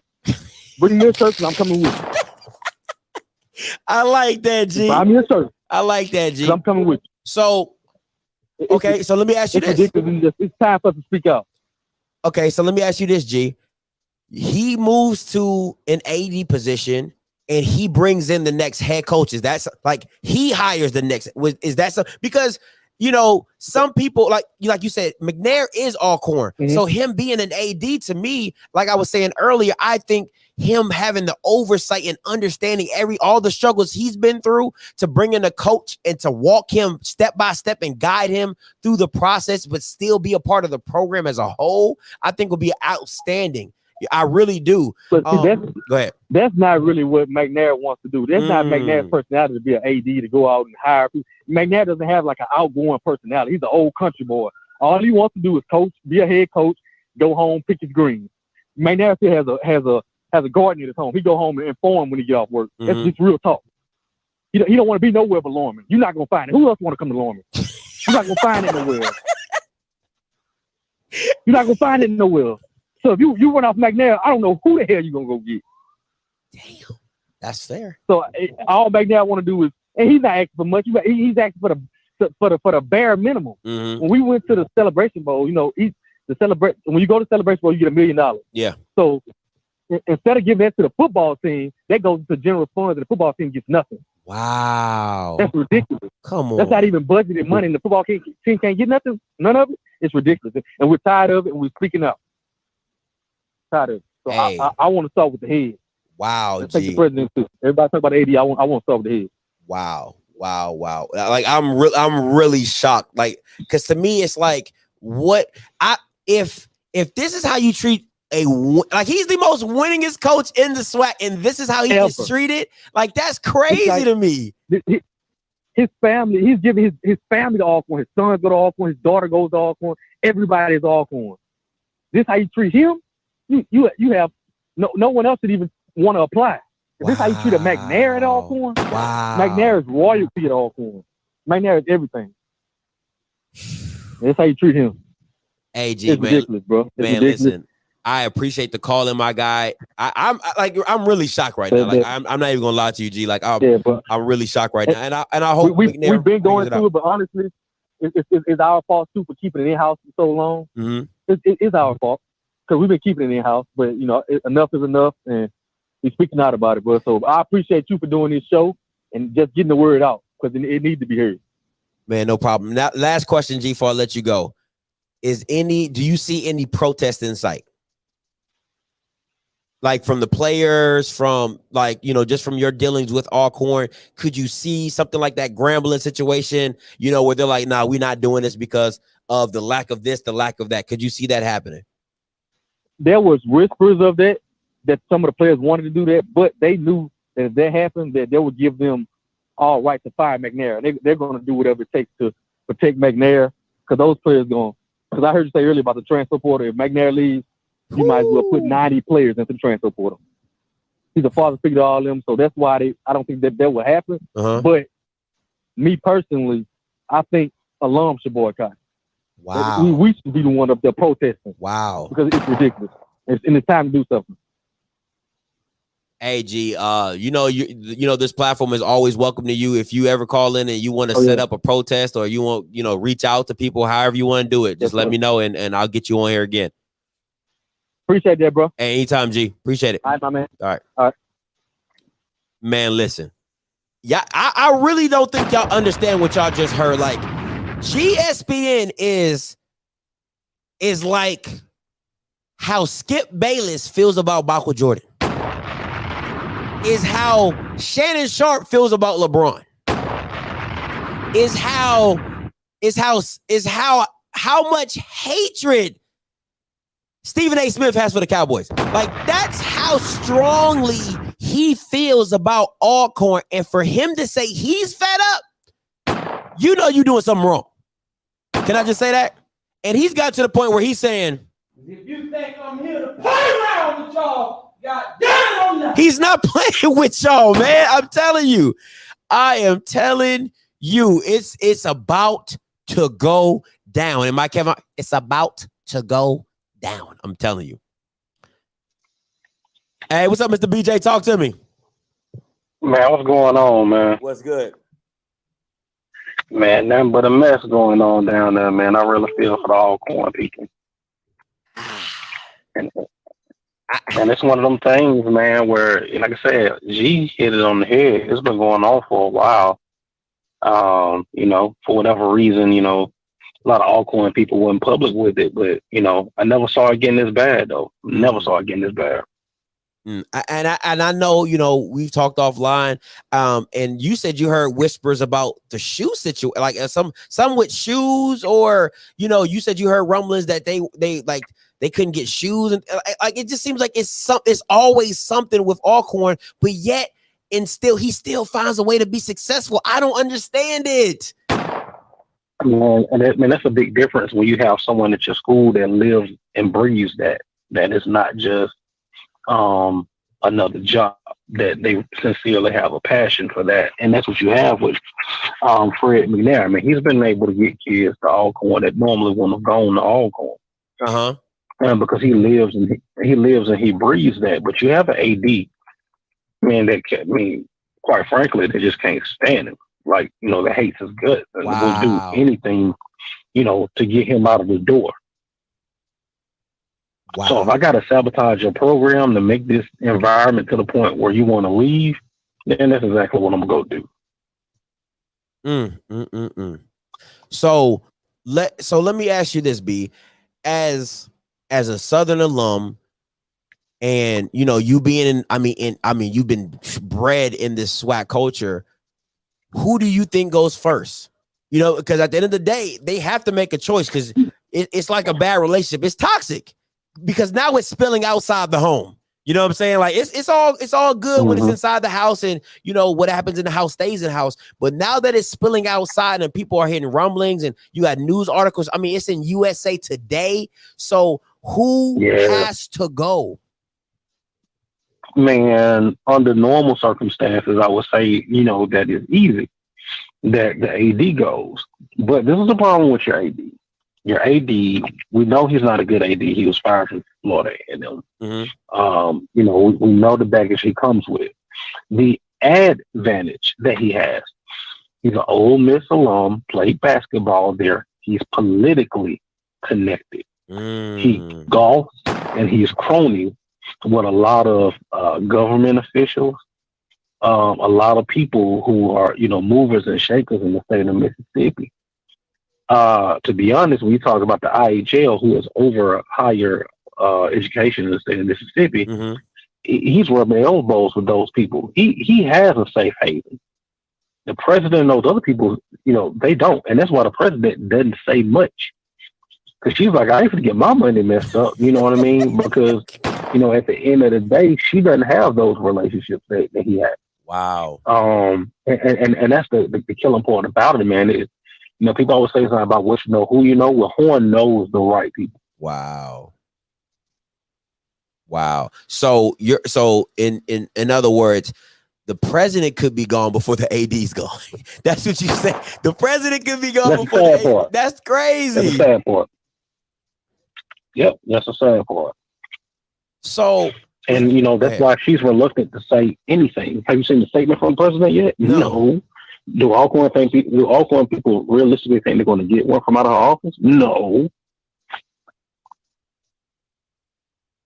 Wow. So, but it kind of feels like a lose-lose, B. It's like where if you can't get rid of an AD because of all the connection he has, your president can't really step in and make the decision. It all comes down is what Mcnair is going to do. Is he going to stay and just push through it, or is he going to walk and just say, I'm tired of this? You get what I'm saying? I think, yeah, man, word on the street, man, he's already made the statement, it's him or me. Wow. And, and a lot had to happen for it to get to this point, because Horne has been trying to sabotaging that program for a while. Like, this is just like G said, man, they didn't have headsets. You had, players complaining about rings. Those last few championships, and they want those rings to come into the summer. You had seniors who weren't able to take their seniors photos with a championship ring. Come on. Guys not getting rings until the season's about to start again. So, just doing things to sabotage, doing small things to sabotage their program. Like I said, it's been going on for a while. That's crazy. Last question I'm gonna ask you before I let you go. If Mcnair steps away and steps down, where does Alcorn go from here? Where do you see Alcorn going from here? Man, who knows? Who knows? I mean, a lot of us see Alcorn going back to where they were before Mcnair and Jay Hopson go there. I mean, there's rumors that Horne is kind of impartial to Jay Hopson. Jay Hopson is also politically connected. He kind of turns the faucet to some money to Alcorn, because his brother, I think, is a state representative in that region, in that Vicksburg region there. Mm-hmm. So that might be a place that they may go, but Fred McNair would stay unemployed all of about 5 minutes before his phone would blow up. Ask the people down to Montgomery if they would like to have Fred McNair, and there might be some other opportunities as well. But he'd be unemployed for all of about 5 minutes. And this is really last question, B. He goes to Alabama State. He goes to a PV. He goes to a Texas Southern. What happens? If he goes to Alabama State or a PV, man, it's game time. But me knowing McNair, and I don't know him well, but I've had conversations with him. Mm-hmm. He's a country boy, man. He wants to, if you see him on social media, he got the pictures of him doing country boy stuff, killing snakes in the yard, having a little boil in the yard. So I don't see him moving too far away because he's very family oriented. So Montgomery ain't that far. PV might be a stretch. I might have thrown some incentive on that, but I know that this is McNair's getting up in age. That's a factor. I don't see him growing too far, but like I said, he'll have some decisions to make if this thing goes the wrong way. And like I said, he might not even be unemployed 5 minutes. He might be unemployed 4 or the 5th. It's a question mark. Yeah. But there are a lot of people that'll be clamoring for his services when you look at his win-loss record and what he's been able to do. With the lack of resources, that's crazy. With no support. Now imagine if he's able to do this with no support. Mm-hmm. Imagine if he's able to go to a place where he has the full support of the university, the athletic director, and the president. The sky's the limit. Wow, that I totally agree. Totally agree. Hey, yeah, BJ, man. Yeah. So like I said, Fred McNair have been able to do all these things. He hadn't had the support of, the athletic director. He's had this program hamstrung. He's been a one-legged man in the ass kicking contest, and he's been kicking a lot of ass and winning. So we'll see what happens. It's going to listen. This is going to either be like they say in the military, a shit show, or it's going to be something to see. It's going to be one. Yeah. It's going to be one or the other, but we'll see. But hey, BJ, man, I always appreciate your calls and your insight, my guy. Be safe and keep kicking some butt down there in Atlanta in the high school ranks. All right, man. We trying, man. Appreciate that. Hey, no problem. Hey, Jay, listen, my bad, Jay. Oh, see, look at that. Perfect timing, Jay. Perfect. Look at that. Perfect timing. Go ahead. Yo, what's up, Scott? What's good? Talk to me, my guy. Apologize for the wait, though. Hey, you remember me from the spring when I was calling in a few times? Yeah, a few times. All right, man. So this is what I'm thinking, man. So can I bring a different point of view? Hey, that's what it's for. No, that's what it's for. Go ahead. Okay, so I'm a big Mississippi State fan, man. I'm gonna look at it from the other point. So do you think this is a reason why our big Power 5 schools won't take some HBCU seriously because of some of the dysfunction they be having like this? What is going on now? I feel like please tell your chat don't crucify me upside down. Oh no, listen, bro. I can't tell nobody that because they're gonna do what they're gonna do regardless. That chat is real. Yeah, but I think you're kind of looking at it like a bougie family. Like let's say like you have a big family, right? And then the family that stays outside the country or they stay up in the best side of town, they look down on you, but they have their own problems as well. You just never hear about it. Yeah. You know what I'm saying? I think that's how you're kind of describing it, is that, their dysfunction, but Ole Miss has dysfunction. Mississippi State has dysfunction. USC, everybody has. For a fact, as a Mississippi State fan, we got dysfunction. Yeah, everybody has dysfunction. Leach, but yeah. So I won't say it like that. I think they look at it in the sense of like it's just lower level football. Like I just really think that's how they just see it. It's just like that's lower level football. They can't do what we do. They don't have the resources we do. But everybody, it's like, you know how they say like everybody's relationship has problems. Even on social media, everybody looks perfect, but everybody's relationship has problems. I think it's the same thing with schools. Everybody's school has something going on. You see what I'm saying? So it is what it is. But go ahead. Okay, man. That's all I really just wanted to know. Mm-hmm. Oh, and another thing too. Go ahead. I don't really, in my opinion, just off of all HBCU, I don't really like how they do the money games. Because it's really setting them up to look bad. That's just how I think. Because I'm from Jackson, I'm down the street. I'm really down the street from Jackson. So let me ask you this before you keep going, Jay. Let me ask you this: Are you saying this out of your own mind, or did you hear the Deion Sanders interview and now you're changing your perspective? Actually, before I was even a big Deion Sanders fan and knew about Jackson State and all that, I was saying that a while ago, like a few years ago. Okay. This is just out of my own mouth. Okay. So I was always thinking like, why are these guys, schedule these money games and all that just for them to go in up there and get blown out? I just don't like it. I just see it as the big schools beating up on the little schools. I don't think it's really cool and all, but I mean that's all I had to say though. Okay, Jay, I'm gonna say this before I let you go, right? Because I like handing out L's before I let people go. If you took the money games away, a lot of schools, I'm not saying they wouldn't get exposure, but Jacksonville State wouldn't have been as a big headline. They just beat Florida State. You got App State beating Michigan. That's still probably one of the biggest ones that people remember. You know what I'm saying? Like I know the Blue Bloods can probably name you off 6 or 7 games this year alone where FCS teams have beat FBS teams. It's not always a situation where it's just one-sided. Football, at the end of the day, is still football. But at the end of the day, schools need money. Schools need funding. And it's just funny to me how, I know for a fact when I first jumped on this and I started talking about SWAC stuff, I was saying, I don't understand money games. I don't think it's right. I don't get it. Why are you doing it? Why are you getting your butt whooped? And all I was hearing was, we need the money. We need the money. We need the money. We need the money.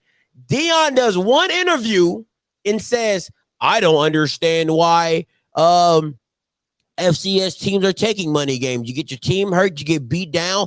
I see that as a sellout. That's being a sellout. That's the definition of a sellout. So now all the people's opinions are changing. Yeah, Deion, you're so right. Like I was thinking the same thing, Deion. Oh my God, like shut up. People do not think for themselves. It's either you need the money games or you don't need the money games. Pick one. Don't hit me with this, oh, Deion's right. We don't need to take money games. If you need the funding, you need the funding. Stop playing. You need it. You need it. So don't, you know what I'm saying? And not everybody has Deion marketing behind them. So Valley needs the money. Texas Southern, I don't know if Texas Southern needs the money, but they might need the money. You know what I'm saying? PV, they might need the money. So stop acting like just because Deion said it is law. Deion Sanders has as much SWAC hours as I do. And that's facts. Deion Sanders Deion Sanders has the same amount of SWAC hours I do. I came on the scene at the same time he did, and I've been following him ever since. So as long as Deion here and I'm here, we got the same amount of SWAC hours, period.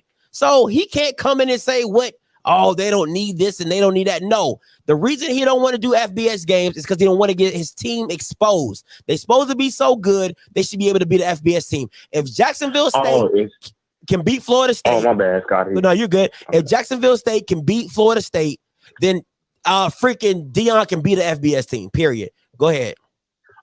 Okay. And let me just clear this up for a lot of Jackson State fans. All right.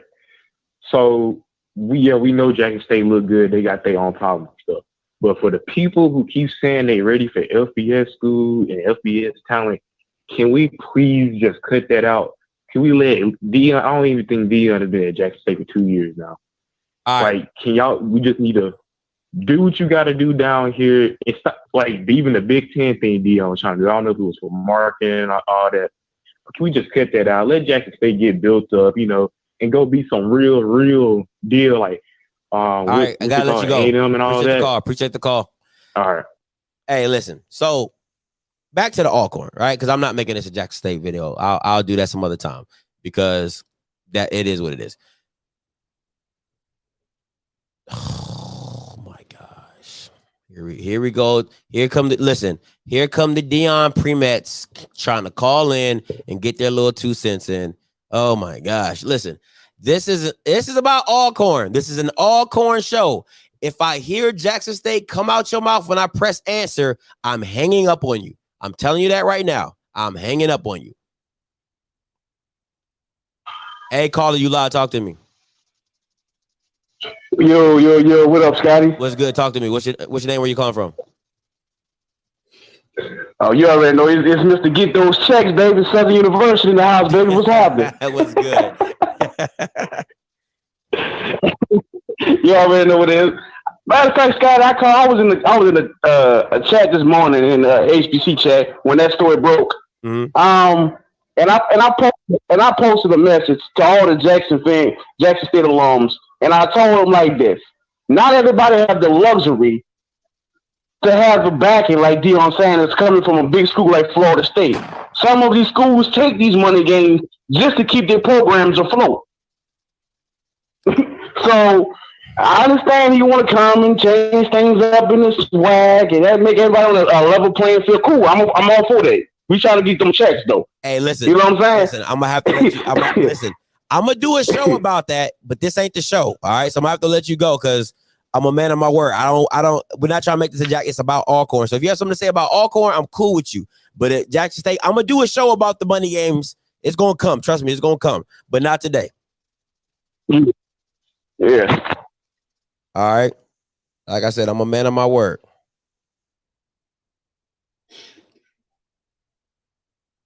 Hold on. Hey, hello, caller, you live. Anybody? Let me see. All right. Anyway, so like we were talking about Alcorn. This is my thing, and I'm gonna wrap it. If some callers come in, I'm gonna answer it. But if they don't, I'm gonna wrap it up. Right. So let me see this real quick.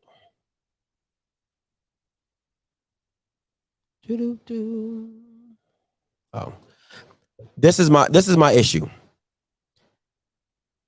I feel as though, and I gotta give it to G. I love what G said, right? And I think he's the biggest factor on this whole thing, where he says, if that's how you're going to treat a Mcnair, and a Mcnair is Alcorn, is royalty, what allegiance should I have to what makes you think you're going to treat anybody any better?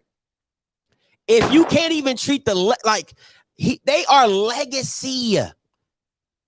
I'm telling you, it's like the Kennedy in politics. It's like the Mannings in football. It's like the Currys in they're a legacy. All right. You could even say the Bosa brothers in football. There's a thing around that. Okay. And for you to be so disrespectful and so aloof to that and just letting and just disrespecting the legacy of what he's done, what he's continued to do. Once again, don't nobody want to go to Lorman. Don't nobody want to go to Lorman, Mississippi. It's crazy to me. It's crazy to me. Hey, Carter, you live. Talk to me. Hey, what's going on, Scotty? This is JR again. What's up? That's what I was talking about earlier. They said the exact same thing that I said earlier. But as far as Fred Mcnair, the coach, he's been in contact with Deion this whole entire time. Also, the head coach for Mississippi Valley State. Both of them have been in contact with Deion since the beginning of his coaching. That's why I said he either needs to step down or lower his position as an assistant head coach while still keeping his salary, or become the next head AD. Because if he becomes the next AD, I already know who he's hiring. I'm going to let the cat out of the bag. He's going to hire Ed Reed as the next head coach. All of these facilities need celebrity head coaches and figureheads that are on the level of Deion Sanders, that can bring the brand, the marketing, the advertisements, the connections, the resources, because all of these universities need money. Now, if Alcorn somehow gets rid of Fred Mcnair, I'm telling you this off the bat so nobody won't be surprised. If he either leaves or if they get rid of a legacy that is Fred Mcnair, Alcorn as we know it will be totally irrelevant in the SWAC conference. Nobody would even, they'll be in the same position as a Southern University with Jason Rollins right now. Because let me ask you this, Scotty. Mm-hmm. Jason Rollins is Southern University, the football team. Roger. Last year, could you realistically see them beating Jackson State? Hold on. You talking about, hold on. Wait. Talking about with Odoms? Yes, sir. This Jackson State team? No. The Jackson State team that was in the spring. Could you realistically, before the game even started, could you realistically see Jackson State without Deion Sanders beating Southern University? In the spring, no. Okay, well, what about the year before that?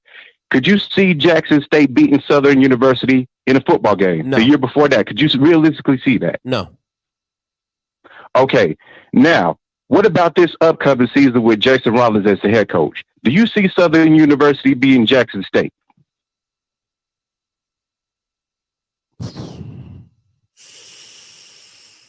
No. If I'm being honest, no. Okay, my point exactly.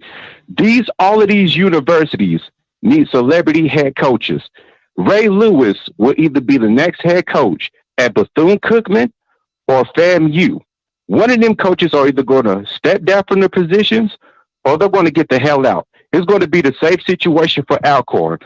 Fred Mcnair is either going to lower his position as an assistant head coach to assist the next celebrity head coach, or he's going to become the next AD, and he's going after Ed Reed. I can see him already having conversations with Deion now, because he would have never did what he had did if Deion Sanders was never the head coach at Jackson State. Okay, this is a cry out for help. Let me ask you a couple questions, JR.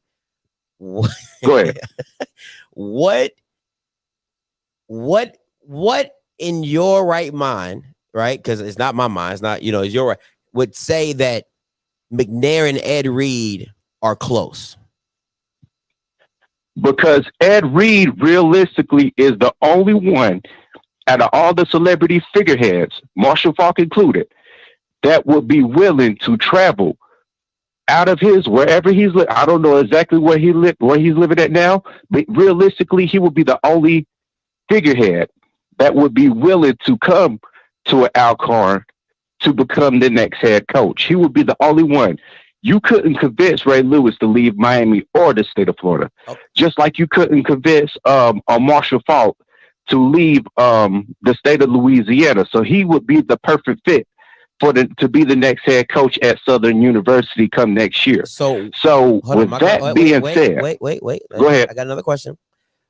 Why would Mcnair lessen his role to an assistant coach when he is the most winningest coach? To me, that's a disrespect. That's disrespectful.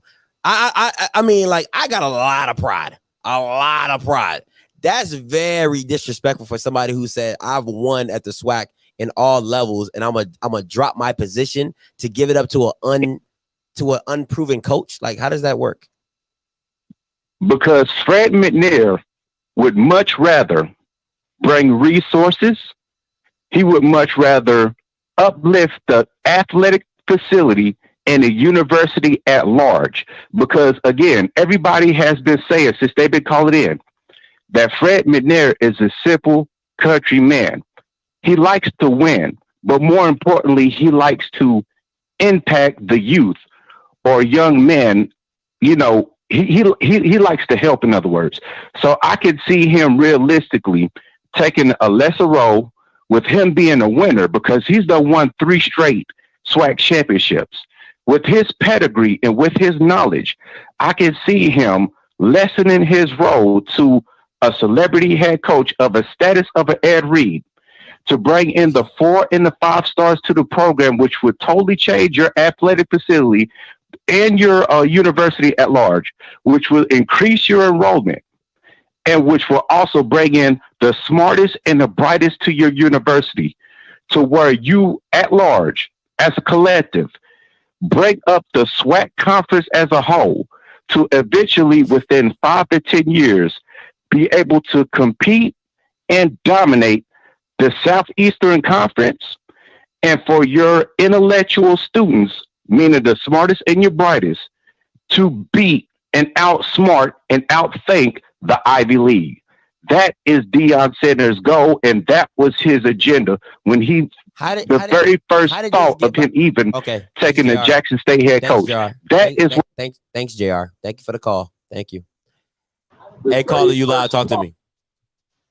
What's going on, Scotty, man? This is David, bro. What's up, David? I just listened to that last call, bro. That he had my head hurt right now. He had my head hurt. So, I mean, this is all about Alcorn, right? Yeah. So my whole thing is basically, you don't have no athletic trainers. You don't have no full-time athletic trainers. The part-time athletic trainers it can't come because of COVID. That falls upon the head, not the head coach, but that falls upon the AD. Mm-hmm. But also, like G said, you got to start at the top. Yeah. So that means that the president know about this stuff. Knowing about this stuff. That's true. That's true. And then if the AD and the president is misappropriating the funds to the athletic department, especially to the football team, the next step in line is basically in the state of Mississippi, they got this thing called the IHL. It's the Institute of Higher Learning. Mm-hmm. That is the governing board for all Mississippi schools, the universities in the state of Mississippi. Now that go back up there to them. They're going to come down to Lorman and start asking questions about where is this money going? Why is this money not being funded to this department right here? Why do y'all not have a full-time athletic trainer? Why do you not have why are your facilities so subpar? And like you said, what G said, it reminds me of Grambling back in 2013 when they went to protest. Mm-hmm. You know what I'm saying? They protested with the state. Now with Grambling, that wasn't even about the football team or anything like that. That was with the state. The governor of Louisiana all the funding majority of the funding for the schools in the state, especially the HBCUs. So yes, Grambling and Southern, they couldn't function without that type of money. You know what I'm saying? If Grambling talking about, the players talking about, man, we got mold, we got this, we got that, we're drinking the muscle milk and stuff like that, we're not gonna play this game.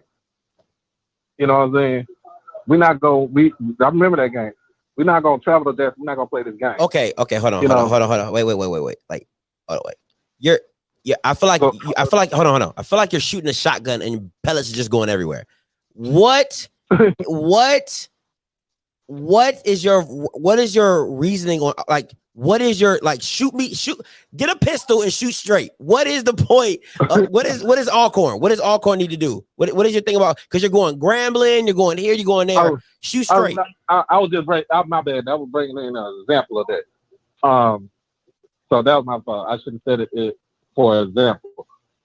But they need to go after the president and the AD. Okay.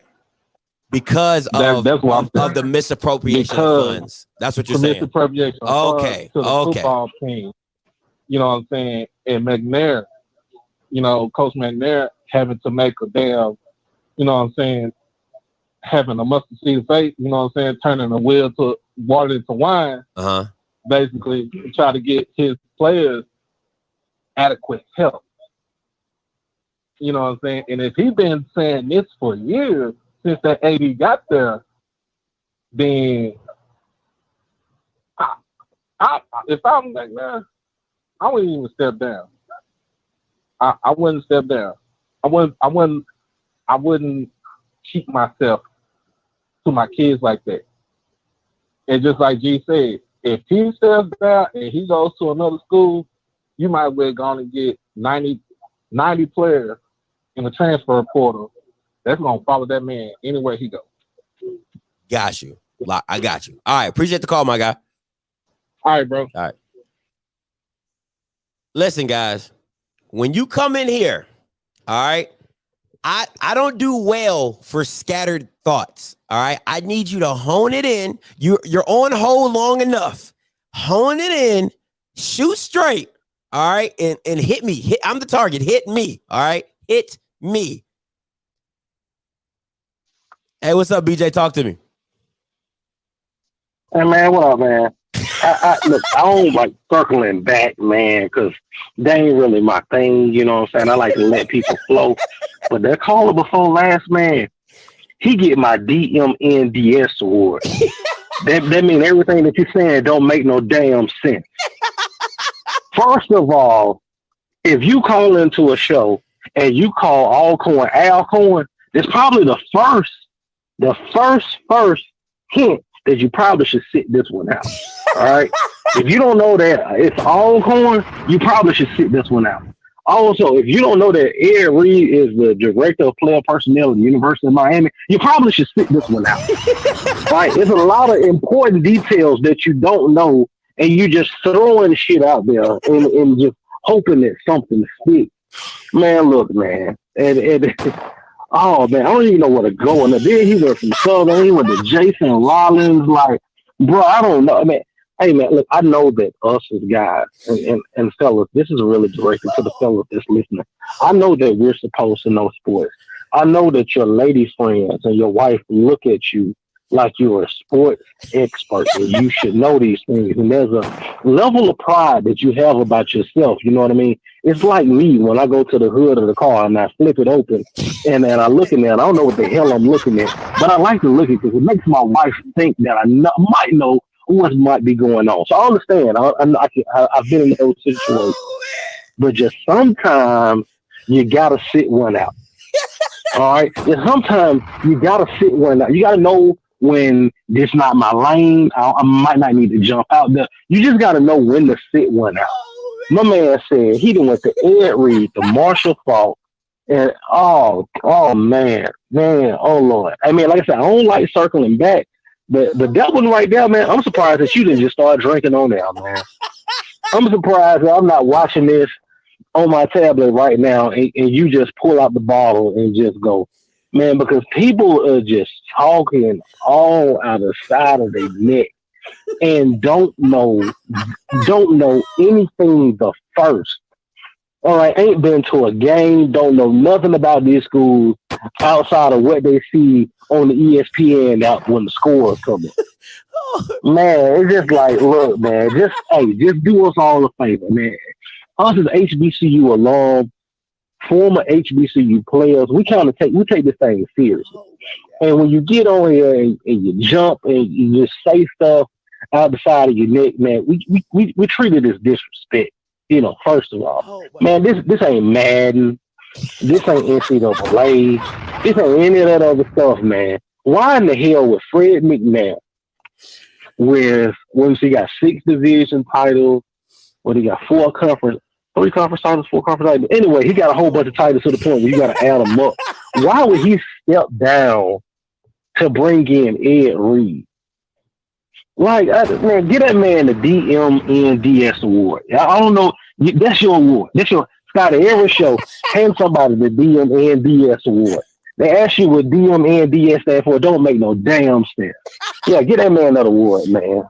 Oh my God, bro! I needed this laugh, bro. You are stupid. Yeah, man. The Breakfast Club got the donkey of the day, man. Scotty, you got the DMNDS award, man. Don't make and that man that award. He deserves it. I'm gonna keep that. That don't make no damn sense. Oh man. Oh, but man, let me jump off this thing so I can listen to everybody else. I just had to jump back in on that. Oh, thank you, B. My bad, Scotty. You good? What to me? Oh my God, I needed that laugh. That was funny. Oh, you stupid B. God, that was worth every minute. Every minute. Oh man. Hey, caller, you live, talk to me. Oh my God. What's going on, Scotty, man? Boy, that BJ went off, didn't he? Boy, he was not playing with him. He said, I am not playing with you. Oh my goodness. That was hilarious. Yeah, man. But I had to call in, man, because for one, that caller didn't make no damn sense at all. But two, man, just going back to a point that you made, man, about Fred Mcnair, because I know the title of the show is who has to go, either the AD or Coach Mcnair. Mm-hmm. And it's a simple one, man. I mean, the AD has to go. Because for one thing, like you said before, Fred Mcnair is legacy. Yeah. You understand what I'm saying? He's going to be the only person, well, I ain't going to say only person, but ain't nobody really checking for Lorman, Mississippi like that. So for a man like Fred Mcnair to go ahead and recruit players to come in and come to Alcorn, Alcorn. Don't slip up, boy. Don't slip up. well, look at, I'm an Aggie, so, you know, we ain't got no time for Alcorn anyway, but no, I'm going to respect him this time. So I'm calling Alcorn. But anyway, but like I said, nobody's really checking for Lorman, Mississippi like that. You know what I'm saying? Yeah. So for a guy like Fred Mcnair to recruit players, for one, and then two, when he comes in, I think he started being their head coach in 2016, I want to say. Mm-hmm. And so when he comes in, they go straight to the Celebration Bowl. Now, of course, they lose to the best team of all, A&T, but still, he's able to take these guys and get into the Celebration Bowl at least 3 times while he's there. Yeah. You got to respect that. Got to. You got to. You got to. Winning. Listen, you have to respect winning. It's not easy. All right? Because you can see it on any level. Winning is not ever easy. When coaches make it look easy, trust me, those are the ones you keep. It's just that simple. It's not because once you lose them and then you be like, damn, we was really winning. You know, like it hurt. Right. It really hurts. And then go ahead. To that caller, why would Ed Reed leave the University of Miami? Come on, man. And there's no fight against Alcorn. Talk about it. But why would he leave the University of Miami to go to Lorman, Mississippi? Come on, man. Talk about it. Some people will have to look up Lorman on a doggone map and probably couldn't even find it, man. Facts. Again, that's no slight against people that live in Lorman. You know what I'm saying? But I'm just saying, like, why would that even happen? But anyway, man, appreciate you, man. Appreciate the show. Hey, appreciate the calling. Yes, sir.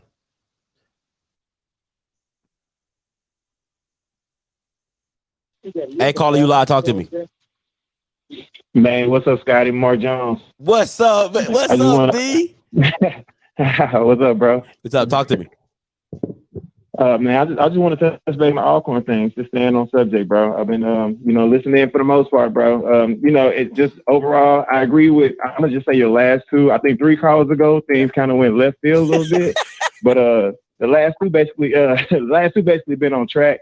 And really, bro, I just got to say, man, it's really crazy. Like, real talk, it's really crazy. Because, I'm Jackson State to the end. Facts. But Alcorn literally has won this championship for the past 3 years. Facts. I know they get $1 million to go to the Celebration Bowl. Mm-hmm. You feel me? Yeah. I know they get $1 million a pop just to go to the Celebration Bowl. You telling me you can't afford a trainer?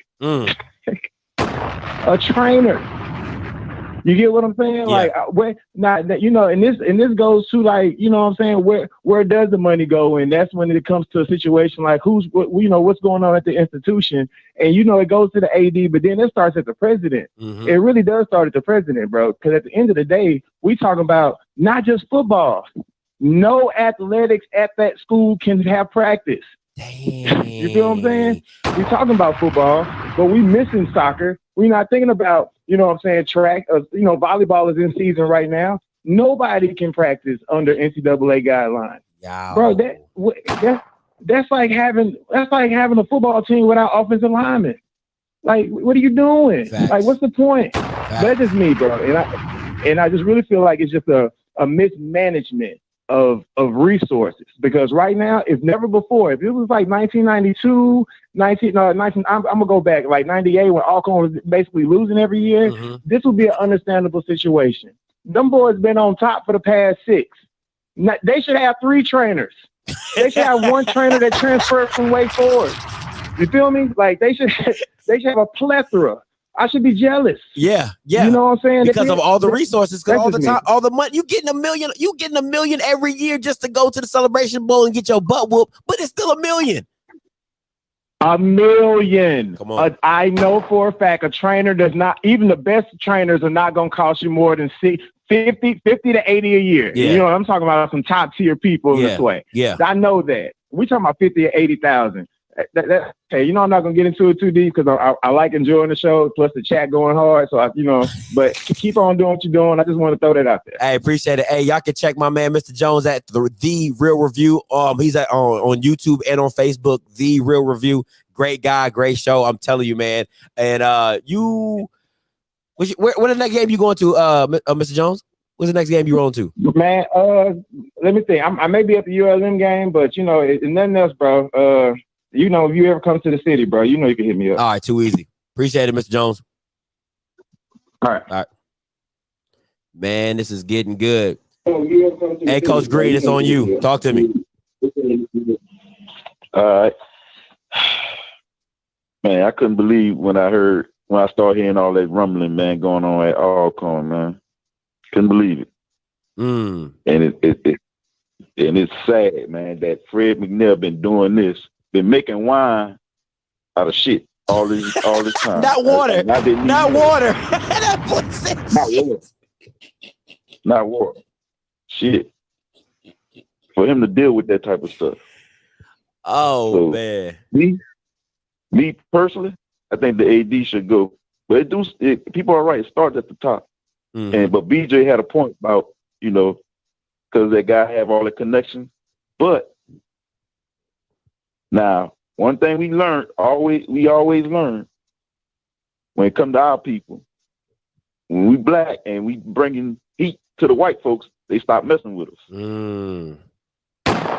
So, the AD bringing heat, and now they made USA Today. Oh man, they might stop messing with them. Like, hey, y'all can get rid of them.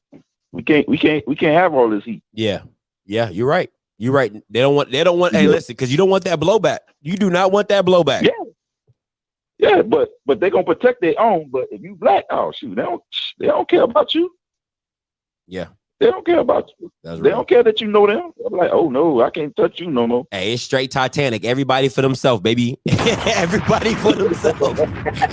Hey, the band playing while the ship going down. Everybody for themselves. And then I'm glad BJ said, because I probably wouldn't have put it in the terms he put it in, but that guy was talking nonsense, bro. And I'm surprised you didn't hit him with, why in the deep blue hell would Fred Mcnair drop down to assistant so A. Reed could be the head coach? Listen, I'm working on myself, guys. Listen, I can't listen, and I'm for the smoke. But I'm trying to, I'm trying, listen, and my girl says I need to be more patient. So I'm trying to be more patient. You know what I'm saying? I really am. No, you cannot be, look here. When dude say Fred Mcnair go AD, that's fine. But when he said drop down to assistant, you got to stop that. You can't let that go on. You cannot let that go on. When somebody says something that crazy, you cannot let that go on. I got to stop him in this track. Yeah, you got to stop it. You got to stop. You got to be like, whoa. Why in the deep blue hell? Because that's disrespectful. That's disrespectful. That's mad disrespectful. I've been a head coach. That's disrespectful. And I would not say, "Oh, I'm gonna be assistant so you could be the head coach." Hell no. Hell to the no. I'm staying ahead. You could be my assistant. You could be my assistant. You could be under me. Yeah, exactly. But anyway, this is my last thing too. Go ahead.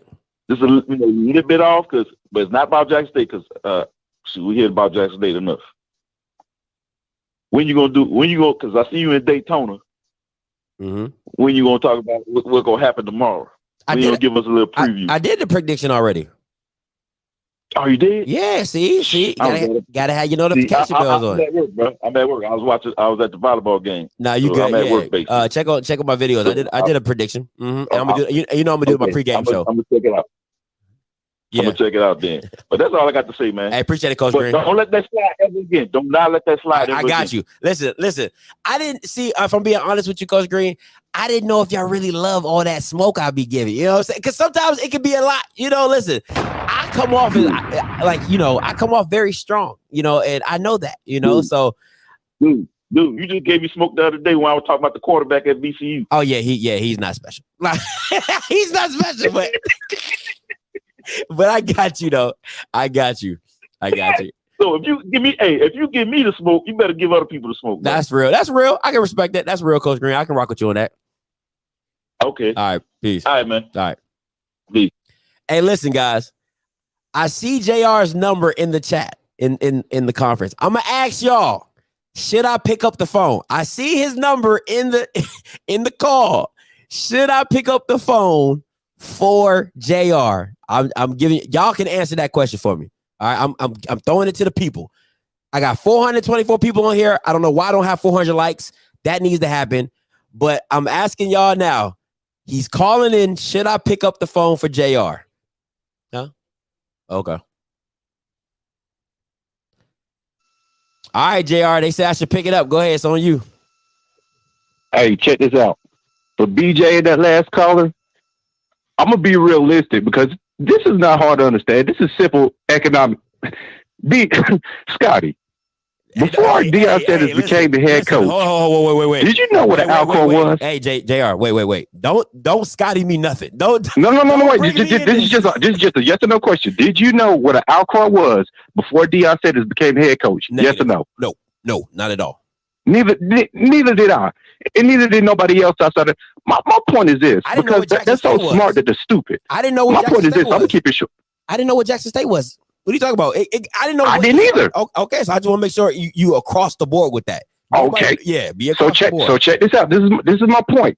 Why these quote unquote college educated graduates SWAC, you ain't got enough SWAC hours and all this other bullshit. I'm just going to keep it simple and plain as this. Nobody knew what a SWAC conference was before Deion Sanders became the head coach. And if you guys were so smart and you knew so damn much, how come you have not raised enough capital to get your schools and your institutions out of the predicament that it's in? It took somebody out of the SWAC conference in the FBS program that didn't even graduate from Florida State to come in and shake the whole damn shit up. Y'all didn't have any relevancy. Y'all didn't have any money. Y'all didn't have no eyes. Y'all were on ESPN 16.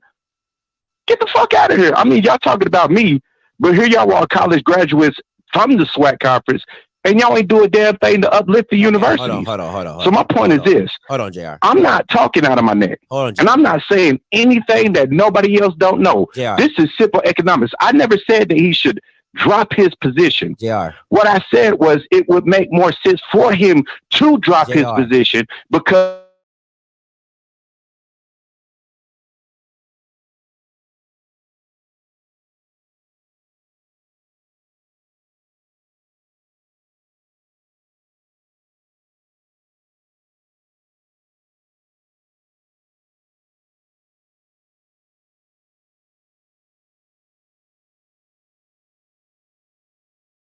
the damn SWAC conference right now. Hey, am I lying or am I making this shit up? JR, can I ask you a question?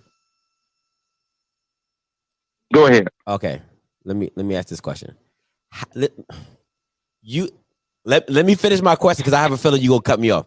You said that you didn't know about a Jackson State or anything about the SWAC conference before Deion came, right? Yes or no? Just simple yes or no. Yes. So how can you, out of your own mouth, say, "Oh, I know Mcnair is talking to Deion"? You didn't know about Mcnair until Deion got there. Then you say you know Mcnair is talking to Ed Reed to come. That's who's going to be his hire. You didn't know anything about Mcnair before. So how can you say that means you have no inkling of what Mcnair is? You don't even probably know his wife's name. You don't know his son's name. You don't know anything other than what you can read on Wikipedia. So how can you say on my channel that this is what this man should do? I know he's talking to this person. I know what's going to happen. Explain that to me, please. Very simply, and it's easy to understand.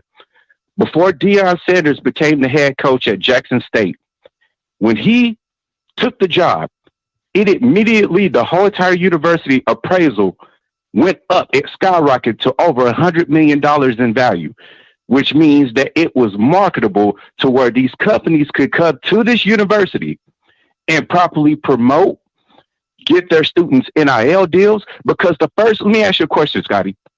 The first student or the first university athlete to ever sign a NIL deal, what university did he come from and what was his name? You're not answering the question, my guy, but it was Jackson. No, because it's going to tie into it's all full circle. It's not, but what was his name? The first person that signed the NIL deal.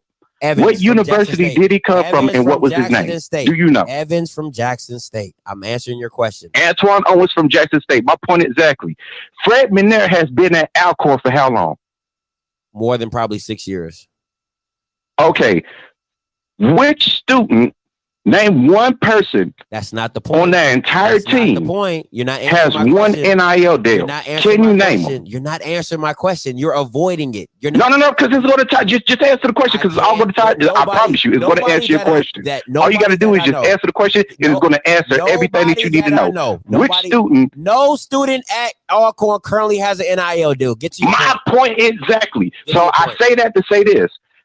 I found out that Fred Mcnair, not only Fred Mcnair, but the head coach, who's an alumni from Jackson State, who's the current head coach at Mississippi Valley State, had ties and had connections to Deion Sanders because Ashley Robinson, who's the AD of Jackson State. Now, it's funny how I just found out all of this without having any SWAC hours, but I know all of this. But my point being is this. I found all of this out through YouTube videos where I don't know which exact event it was, but it was an event. You are I'm answering your question. Not. I found out that they all had ties through a YouTube video. I don't know the name of the exact video, but I do know that they all have ties because each one of those universities are in the state of Mississippi. I didn't know this prior to Deion Sanders becoming the head coach of Jackson State. I'm just now finding out that Alcorn was in the state of Mississippi. Do you get where I'm going? So it's a YouTube video. And when I figure this out and when I find out, I'm going to let you know about it. But I found out that they all had, contacts because each of these universities are in the state of Mississippi, along with the current head coach of Mississippi Valley, who's an alumnus. He's an alumni of Jackson University. That's why when Deion Sanders made that video stating, could they give or could he help to get Mississippi Valley State the same resources as the Jackson State? JR, bro. Let me say this. I'm a Barney this. That's what we say in the military. I'm a Barney this for you. You stated out of your own mouth that Mcnair would hire Ed Reed, right? Ed Reed. And I stand on that. How are the connections there? That's what I'm asking you. You never answered the question. Trust me, if he stays, this is what I'm betting on. Answer the question. Because either he's going to stay or he's going to go. This is what I'm betting on. Answer the question. And I can bet you money that way when it happens, you won't be surprised that it happens. Answer the question. I'm telling you ahead of time. Answer the question. Go ahead. How does Mcnair, who you did not know before Dion got to Jackson State, how does he know Ed Reed? Explain that to me. I don't want to hear shit else. I don't want to hear shit else. And I'm going to answer your question. Just let me get my point. I promise you. Just let me get to the end of the point. I promise you I'm going to answer every question because it all ties together. It's a trickle-down effect. What I'm telling you is this. If Fred Mcnair, right, decides to stay at the university, because a lot of people are saying that he is the university through legacy, right? Legacy tradition. His brother went and graduated, went to the NFL. His sons graduated from Alcorn. So he is the legacy. He is Alcorn.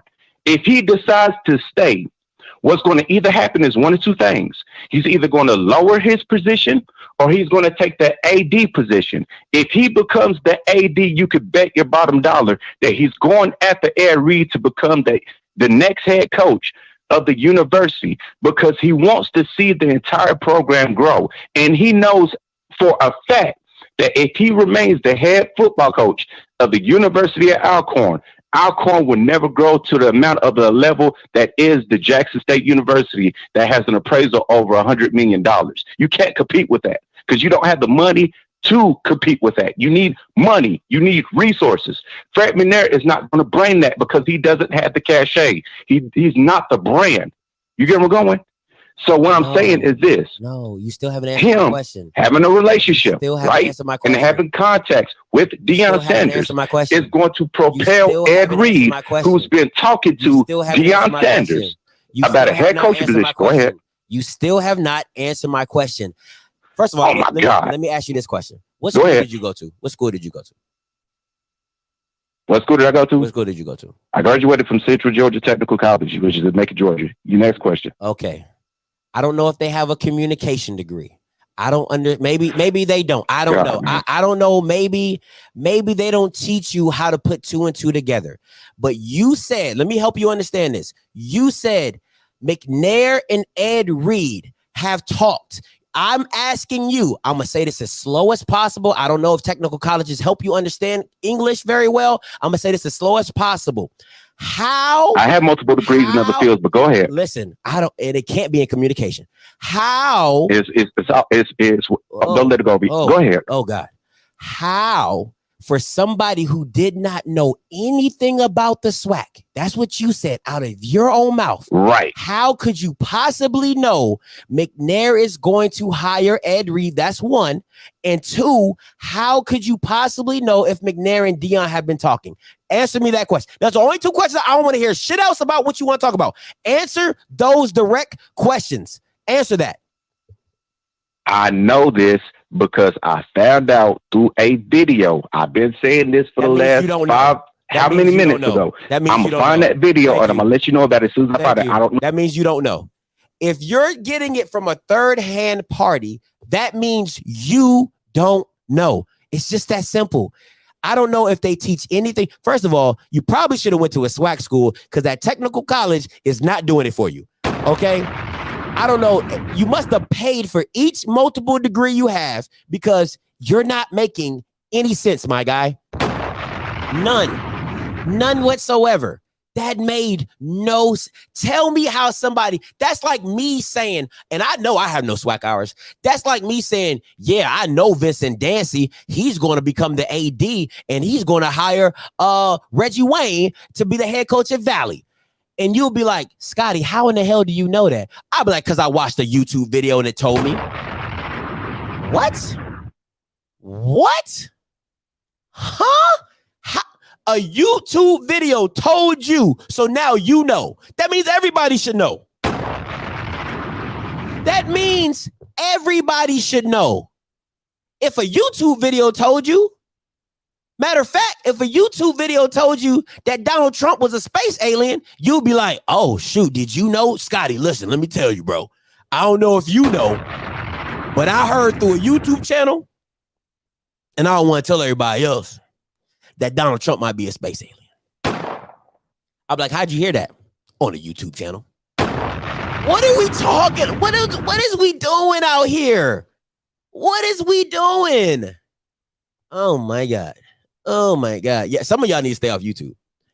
Hey, Blake, talk to me. What's going on, our script? I was just calling, man. I just want to say, man, Jay, I must be on that Brillo pipe tonight, man. on that Brillo, man. Cause No, these dudes out here huffing or something, man. They sniffing markers, permanent something. They sniffing paint cans. I don't know what they doing, bro. But that's crazy. That's crazy. For real. That's crazy. Go ahead. Ooh, Jesus. I got a headache. Nah, I just gonna say, ain't nobody be in their right mind to step down and do whatever that gibberish she was saying. But long story short, man, like, hey, you hear from the fan, man. The fan, like, we love Fred, you know, Mcnair. Hey, we see what he doing. One guy called in earlier, he was like, man, understand. The old guys see him as a father figure. They also reiterated that, hey, if he leaves, everybody else gonna be. I mean, the player gonna follow. The player don't want that. We don't want that. Mm-hmm. Is like they were saying, it needs to be fixed from the top. President AD definitely got to go. Yeah. Here's the thing. I know we like our football, and we love our football. We love our sport. Mm-hmm. But first, man, when kids go to school, man, is education first, really. That's facts. And that comes behind it. Because at the end of the day, if they get hurt, they still got something to follow behind. Mm-hmm. But to get back on the topic, we want what's right for the school. And I think GSPN said it, man. This has been going on. It said that we've been trying to keep it in-house, and that didn't work out. And as you see it, and everybody seeing it, it's hitting the big newspaper. Yeah. So with that saying, it's getting national attention. And so with that, it needs to be nipped in the bud. Okay. And we know that. So the only way to fix that is to get rid of the president as well as the AD. Because when the president came in, let's just running the business or anything. When you come in, you know that you're going to have problems that you need to solve right then, because they don't hit you in the face. And so you need to take care of them. You're a military guy. Yeah. Hey, when I step into this, I got to take this. I assume this position. Yeah.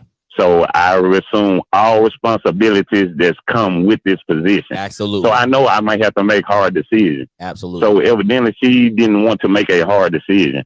And I'm hearing a little rumbling that his contract might have gotten renewed. So that's what I want to ask the people, you know, especially the people at Alcorn. And I'm an Alcornite. Yeah. So if that's really true and his contract did get renewed, then I mean that they're not going to nip that. They're not going to nip that in the bud, or it don't seem that way as of right now. That's a strong if that has happened. Yeah. No, I agree. Now, Blake, I know you're a diehard Arcanite. Alcanite. I don't know how y'all say that word. God almighty. Y'all need to stop that. I'll just say an Alcorn man. I like that way. You're a diehard Alcorn man, right? We'll take that. Yeah. I'll take that. Yes, sir. Thank you, sir. Appreciate it. If Mcnair leaves, what happens at Alcorn? That's what I want to talk about. If Mcnair leaves, what's the ripple effect? They put it in the comment earlier. No, I really do feel no Mcnair, no fan. Because here's the thing, with Mcnair is different. Okay, Jay came in and Jay was something different. Jay sparked the program. Man, yes, it hit national news. Some people didn't like it, but we fell in love with Jay. But when Jay left and Fred took over, Fred assumed that role, and Fred has done a great job. Okay, not just only from the standpoint of football, it's the standpoint of the players. That's what his heart is as well. He loved those guys. Yeah, I was down there. I met him this summer. Mm-hmm. And when I talked to him, me and my sister, me and Shell, after graduation, I seen more words and heard more words come out of his mouth with me and her talking to him than him on the sideline. When he said what he said and that caught attention, that means that man had enough. Yeah. Fred is very humble. We don't get that straight. Everybody know that. We see him on the sideline and be like, man, you want coach to, you know what I'm saying? Hey, show a little emotion. He don't. He gonna stand there with them arms folded. you know, but he does his job. That's just his nature. And so for him to say that he's fed up, he's tired. And can you understand, like you said, working under those conditions, making it happen, keeping everything going by the shoestring? Yeah, year in and year duct out. tape whatever you got. Year in and year out. Year in and year out. So when is enough? So if I keep on, it's just like you working every day, okay? If I keep busting my butt every day and coming in and you paying me pennies, and I keep coming in and your supervisor and manager and upper management see low as shit, well, shoot, well, if we keep him doing this and we can keep the money here, we don't have to pay out, or we keep trying to keep the budget low. Yeah. You know what I'm saying? They're going to keep putting more on you and expecting more, and you're still going to get paid the same thing you came in with. So he can't keep accepting, and he don't want to keep his mouth closed, and most importantly, he don't want them kids, those boys, those young men that he's that he's raising and, you know what I'm saying, growing. He does not want them to keep going through that type of treatment, and they're laying it all out every weekend for that school, for him. Not just for the school, really for him. No, that's real. No, I definitely got you on that one. I done took up enough of your time. I appreciate it. Hey, listen, man, you know, I know you're an Alcorn man. I won't say, you know, I can't get it. So, hey, but I appreciate the call as always, my guy. Man, appreciate you, man. Appreciate everything you're doing. Hey, you the guy, round table, you know, everybody, ESPN, everybody, swacking the food, everybody. Hey, this is something that, you know, we enjoy. And here's the thing, this is something that's real. And for you all to take out the time or you all day to address something. And like you said, look, this is about Alcorn. This is not about Jackson State, you know, from an Alcorn fan. And this is something that hit home to all of us. We appreciate that. No, you have a good one, man. Hey, thanks, Blake, for real. Appreciate it. All right, my last three callers. If your last four does not end with an 8045-3312 or 5279, you are not getting answered. Okay, I'm just letting you know that right now. These are my last three callers. All right, let's get it popping. Hey, caller, you live. Talk to me. Hey, man, how you doing today, man? Okay, turn your background down and then please take me off speaker. Hey, how you doing, man? I'm good. Talk to me.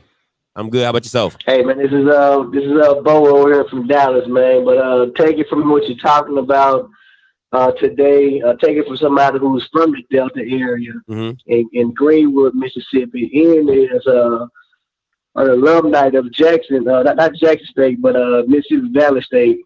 We do not get the money that we're supposed to get. They're supposed to come out of these programs and take it again from somebody that's from Mississippi Valley State. We are the lowest in the SWAC division that they've even funded with any program that we have. From football, basketball, track, volleyball, that you can name it. And nobody wants to go and play in the SWAC, especially if you're a 3-star, 4-star recruiting player. Yeah. You don't want to go play in the SWAC.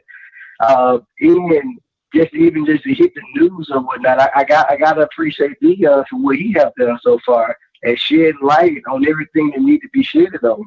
As far as the equipment that we don't have in this way, as far as the funds, the resources that we don't have in this way, it's a shame. Especially everything that has been going down over the last years and everything that the SWAC have been able to accomplish itself, but it doesn't have the funding that it needs to be back. Yeah. So it's a shame.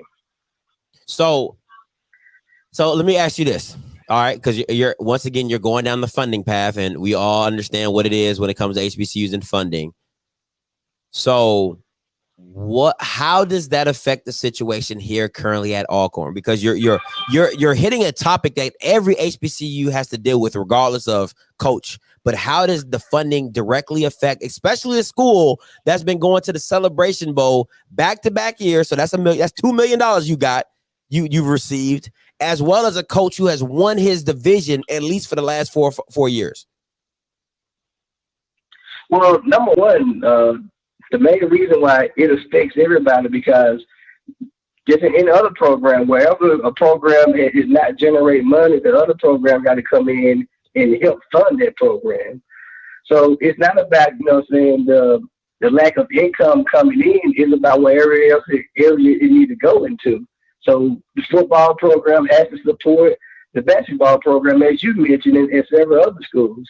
But the main key focus is that the light of everything that goes on in the SWAC, and just Mississippi in general. You got to look at Mississippi. It's lower in education.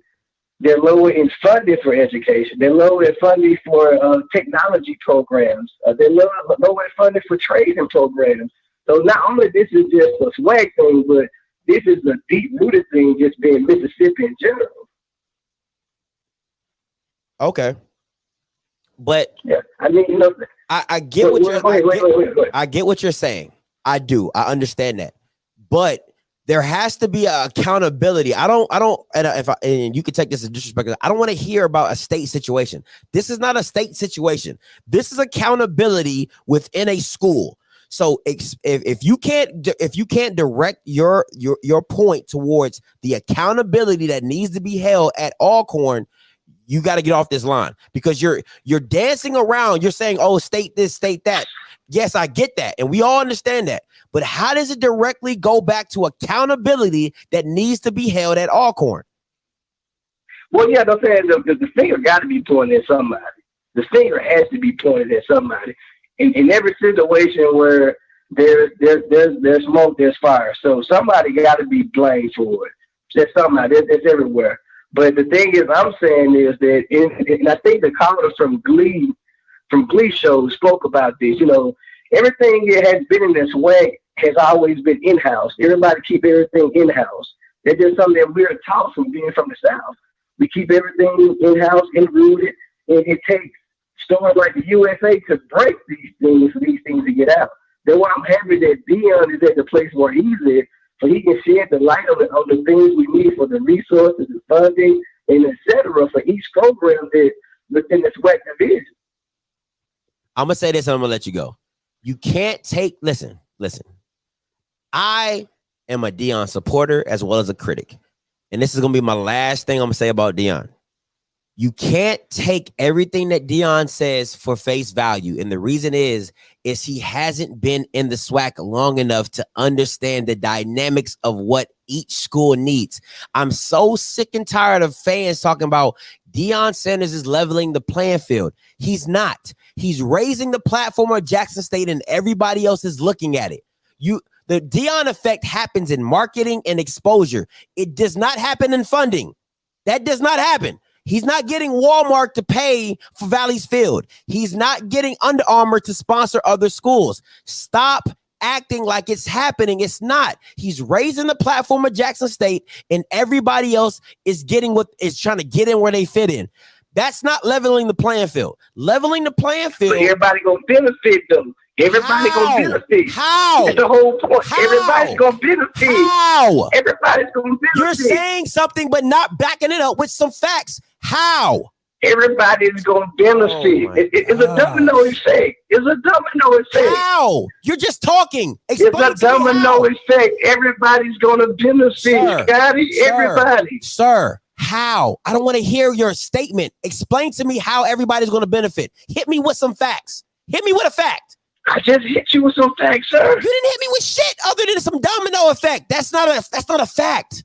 That's not a fact. Hit me with a fact. He's gonna trickle down. He's gonna trickle down. I have to agree with you. That's not a fact. Oh my God. And I know this is about Alcorn. And the last two callers, please stay with me. I don't want to hear about raising the bar or raising the level. He's raising the Jackson State bar, yes, but other schools do not have the same resources. So explain to me how that is leveling anything. It's not. There's a thing about being fair and equality, okay? What's fair and what's equal are two different things.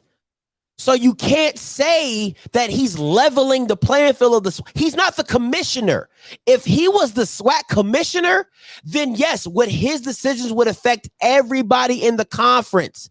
But just because he's at one school does not make him the savior for everybody. Please get that out your head. No, come on, man. Jesus Christ. Hey, caller, you live. Talk to me. All right. Thanks a lot, Scotty. This is Colby. What's up, Colby? All right. I'm a long time off night. There are some points that most of the people have not been making in reference to the Alcorn situation. Mm-hmm. I don't know if they know that the president of the college board is organized. That's one. That same president was also president of Alcorn probably about 4, 5, 6 years ago. You talking about the lady? He is an office. No. The president before the lady. Okay, got you. He is an Alcornite. He's now the president of the college board. So I'm thinking that he's going to take care of most of this situation that's going on, but I'm thinking that it's going to be undercover. Now, I would like to say this, as far as that scenario that some of the people that got, Fred stepping down, why would he pick someone else if that wasn't happen, and it's not going to happen? Why would he pick somebody that's not an Alcornite when he got Leslie Frazier? And they are free. So you see, that's none of that really makes any sense. And then plus the fact, we got legislatures, we got representatives for Alcorn. So I'm thinking that this whole thing is going to be stopped. I do also agree that the president and the AD, they're going to have to go. Okay.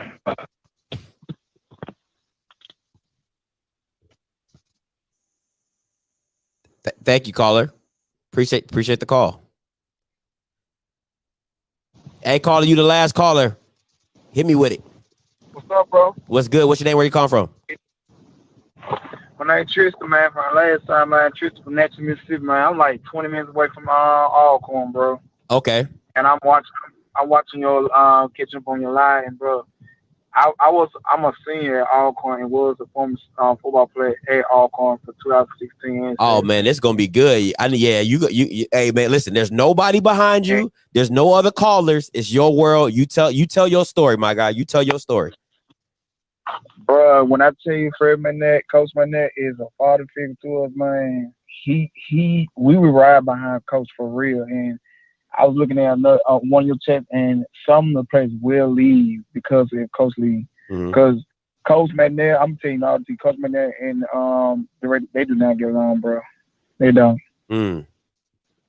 Just keep it business person up front, but behind closed doors, we talked to our defense coordinator and Coach Mcnair, and they don't. But like we came out the mud, like we really didn't have no help coming up like in that run, them 4 years run at Alcorn. Like no trainer. We be having students like they so cheap, like they use students to help us what I work with offensive training, like student workers. And no help. And like how we built that program, like a lot of us come from nothing, like and right, like you said, Norman, Mississippi. I'm from Natchez, on 20 minutes, nothing but country bunkers. And Coach Mcnair really recruit a lot of players from Florida. A lot. He got heavy recruiting from Florida. Like 25% of our teams from Florida. Let me ask you this. I don't know if you want to use your real name. Do you have a nickname I can call you by? Oh yeah, Chado. Okay, so let me ask you this. how did McNair keep you guys motivated, even though when you saw the lack of stuff that you weren't getting? Like that's to me, that's the beauty of a real coach, is that you see the lack, but you still see the goal. You get what I'm saying? You see the bigger picture. How does McNair continuously have you guys see the bigger picture over than your circumstance right then and there? Coach related to us from experience from coming from nothing, like the surrounding areas or Alcorn State University.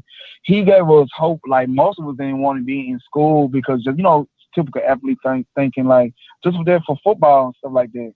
And coach always kept us out of trouble. It was situations with guys, with females on campus, with those type of situations.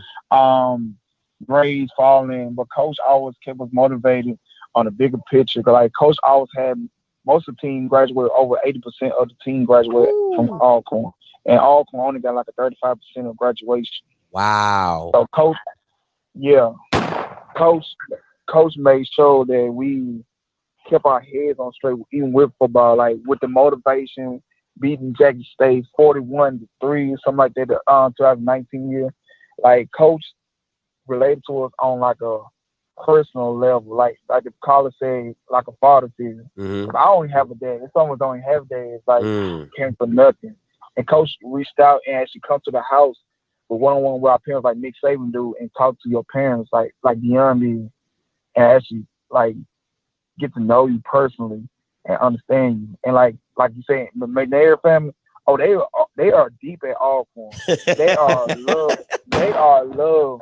So if they had a choice, like students, everybody would get it. We would vote their director out and keep Coach McNair. Okay, so go ahead. No, go ahead. So like, coach, he had like a sense of authority of how he want his system to be run, especially defense. Even coaches like offensive head, he get that defense, our defense coach right on how he want to be done. Like, we don't have like we didn't have our weight room is one of the smallest weight rooms in the SWAC to me when I look at Jackson State.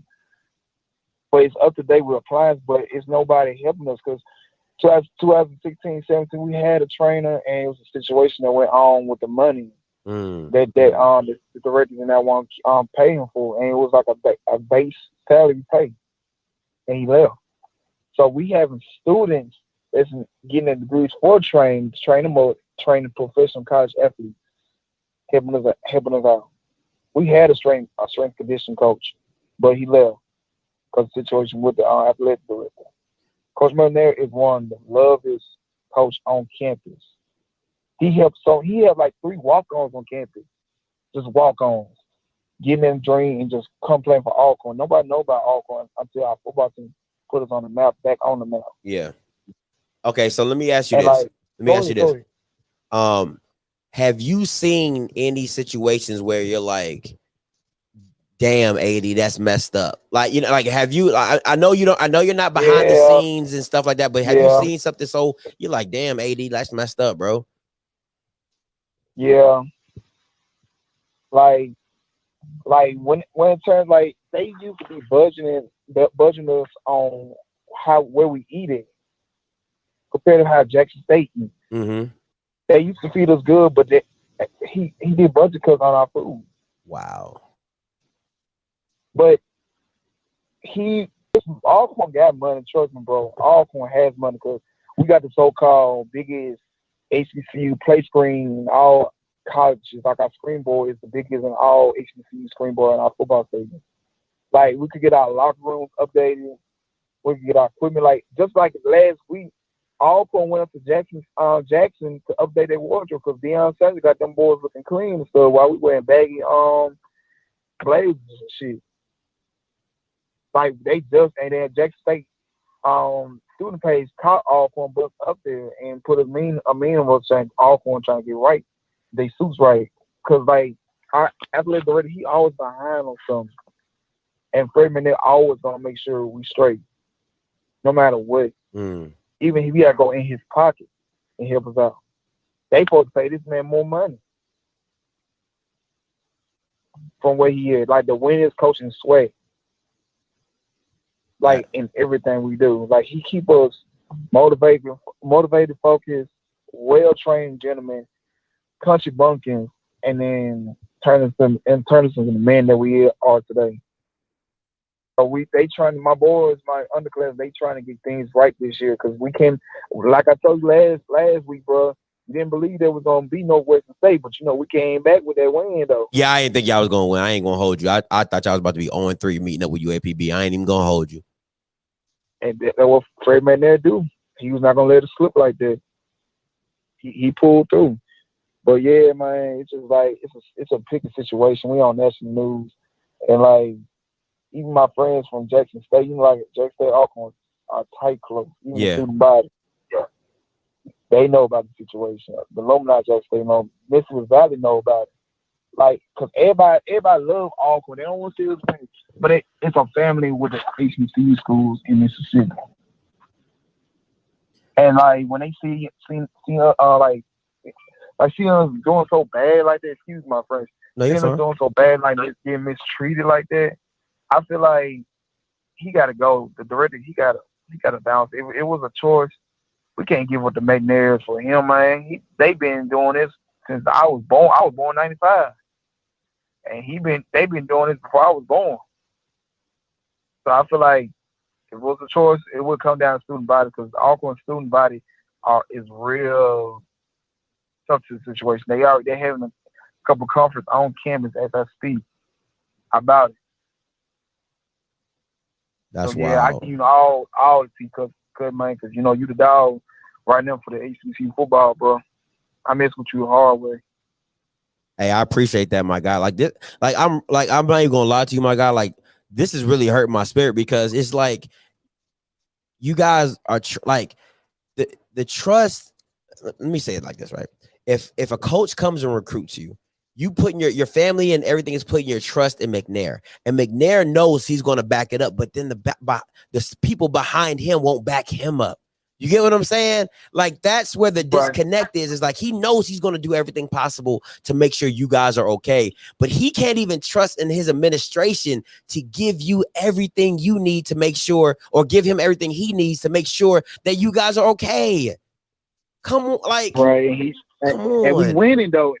We y'all can't say we didn't get them all points beating. When we beat A&M in 2019 with that hot with glass, that all came out. We didn't have nothing. We just got our Adidas uniform 2018 or 19. Just got the screen board 17, but we need more equipment. We need our trainers. We need a better locker room. Like our locker rooms, boy, it's wooden, like old wood locker room. Oh, like we got two locker rooms. We got one up in the gym, up by the stadium, and one underneath the bleachers. Mm-hmm. The bleachers, it's fine, it's straight, but it's the one back by our training facility. Our training facility need to be updated because we share like that, but like all the other sports at Alcorn are in the same situation. Mm-hmm. Cheerleading, volleyball, basketball, track. We just got our track built like in 2016 around the soccer field. It's really nothing. Man, that's crazy, bro. That's crazy. Hey, man, listen, bro. You're always welcome to call in, my guy. I'm gonna go on your Patreon and get an extra subscribe to you too, but no, because I like talking about the SWAC, like seeing just young black folks succeed in life, and the OGs like y'all help us pursue a better life. Man, listen, like I said, I wanted to have this conversation, and I had a lot of people telling me I need to have this live show, and I really am glad I had it. And don't go to my Patreon. Go to my YouTube join. It's a little easier. And it's still on YouTube, so you can just go on, use a laptop and go on my page, and you'll see it says join. But hey, appreciate you, my guy. Appreciate the donation. And at the same time, man, I'll be praying for y'all, real talk. And I hope everything gets, I hope Alcorn gives Mcnair what he needs to continue to be great, because he's gonna be great regardless. But I just want to see I want to see it taken to the next level of what it is. You know what I'm saying? And you guys, he deserves it, and you guys deserve it for real. I appreciate the call, my guy. Anytime, you too, bro. Hey, man. All right, so I'm gonna end this. I'm gonna end this real quick. I got a couple people in the chat that I wanna crush. This guy first. Levi, I know you're a Jackson State person. You're a JSU person. Everybody does not have or is not getting what Jackson State is getting. What benefit did this man have to call in my show and talk about how they're not getting this? Their budget, their food and meal plan is getting cut. They have wooden lockers. Like, what benefit does that give him? I'm not paying him to say that. He's not getting paid to say that. He's not about to go viral for saying that, but he's telling his truth and he's telling what he's seen. He's telling what he's experienced and of why Mcnair deserves the credit he deserves, why Mcnair deserves the things he deserves. And all you want to talk about is, oh my God, he makes the SWAC sound so poor. Oh my God, he makes the SWAC sound so this. Because that's his experience is that. He's went through that. He's played through that. Come on, man. Like, shut up. God, it's people like you that just be talking. Like, it's so annoying, bro. Like, you're a child, guy. Like, you really need to grow up. For real. You're a child. Grow the hell up, bro. Stop playing. So, nah. Other than that, at the end of the day, this is what it is, man. Alcorn, the AD, and the president have to get their life together. Because if Mcnair walks, your program is never, I say it with everything I believe in, it's never going to be the same. Truly never going to be the same. Are you for Levi, is this you 4274?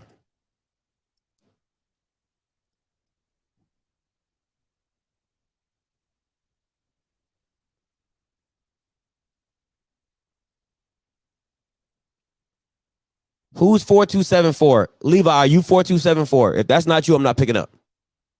All right, then. So who's 4274? I'm not picking that up. What's your number? What's your last four, Levi?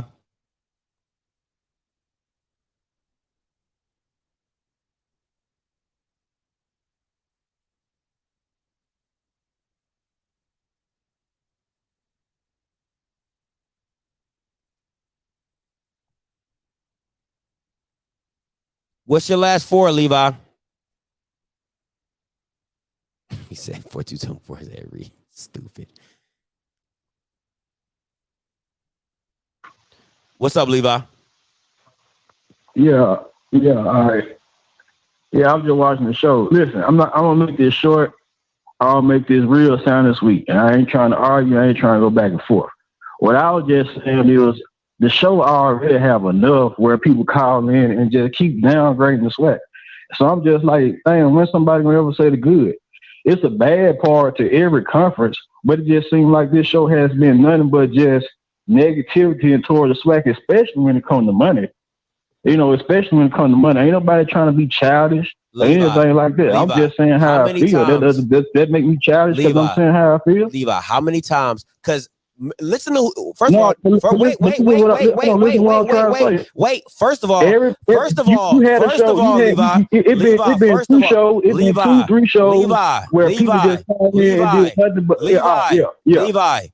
The whole point. Listen to who you fucking talking to, right? My point is this. At the end of the day, I don't talk about SWAC money because I don't know the situation. People who are HBCU alums, people who have gone to HBCUs call in to tell me that there's a funding problem at HBCUs. So why are you trying to act like it's not realistic? Why are you trying to act like it doesn't exist? Explain that to me, Levi.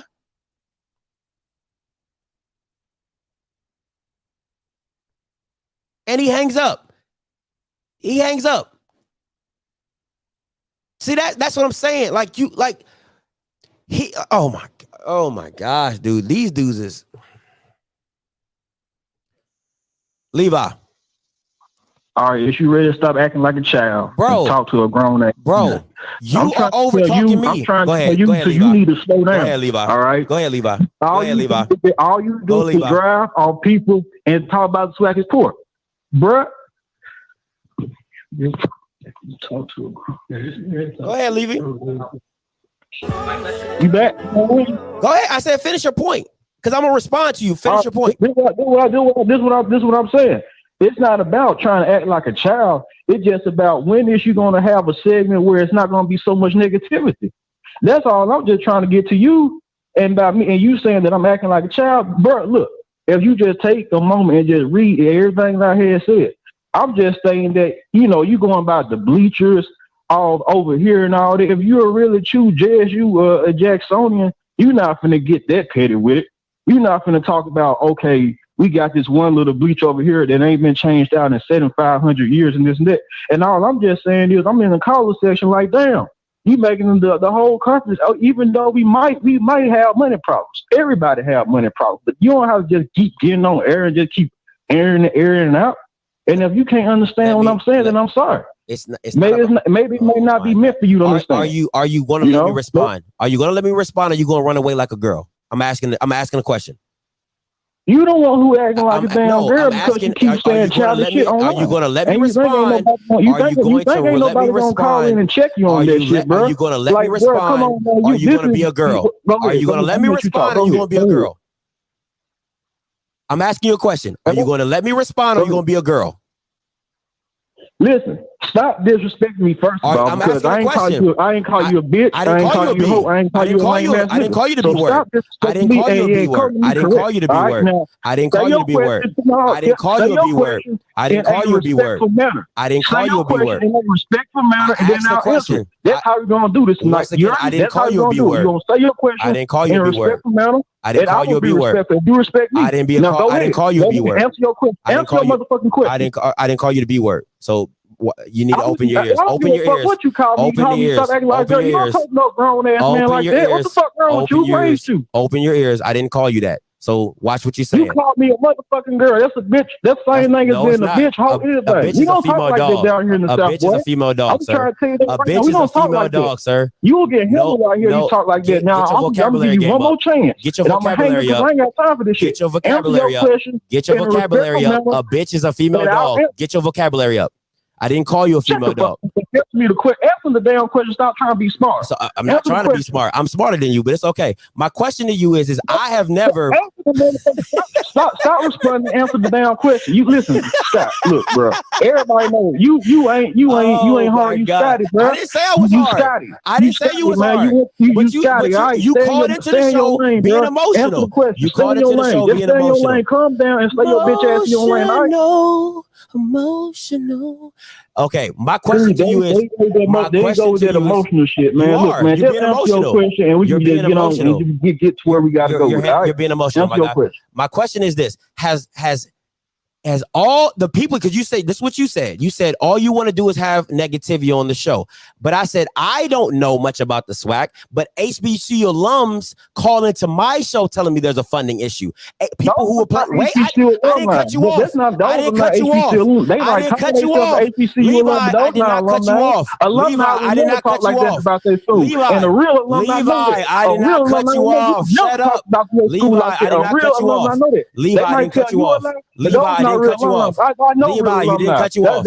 Levi, I did not cut you off. Levi, I did not cut you off. I let you go on your little ramble. I didn't cut you off, my guy. So I'm gonna ask you again. Are you ready to have a conversation? That's what you said. You said you want to have a conversation. I asked you a question. So my question is this. Once again, since I'm gonna slow it down for you.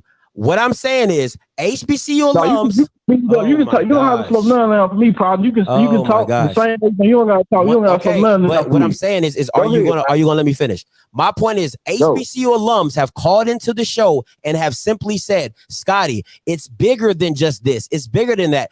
HBCUs have always been underfunded. HBCUs have to deal with politics. HBCUs don't get the same capital as PWIs. That's why we don't have the resources. A young man who played for Alcorn called in and said, hey, this is what I experienced.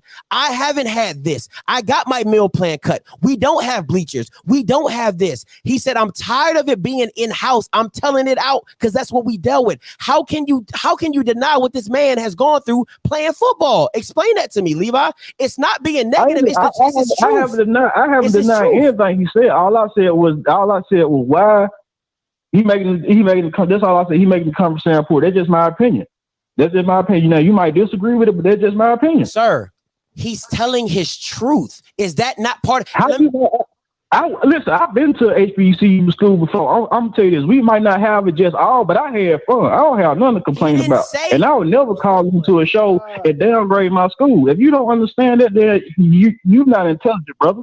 And I'm just keeping it real with you. People like you are what makes HBCUs hard to change because you think listen, you think because people like you is what make HBCUs look bad. You call yourself the voice of the SWAC, and the only thing that you focus on is nothing but the negativity. When are you gonna start talking about the good part that's outside of football? Oh my gosh. That's all I'm asking. When you gonna concentrate on the good part that's outside of football? Because look, if these people are so-called alumni, why do you keep cutting me off? Why do you keep cutting me off?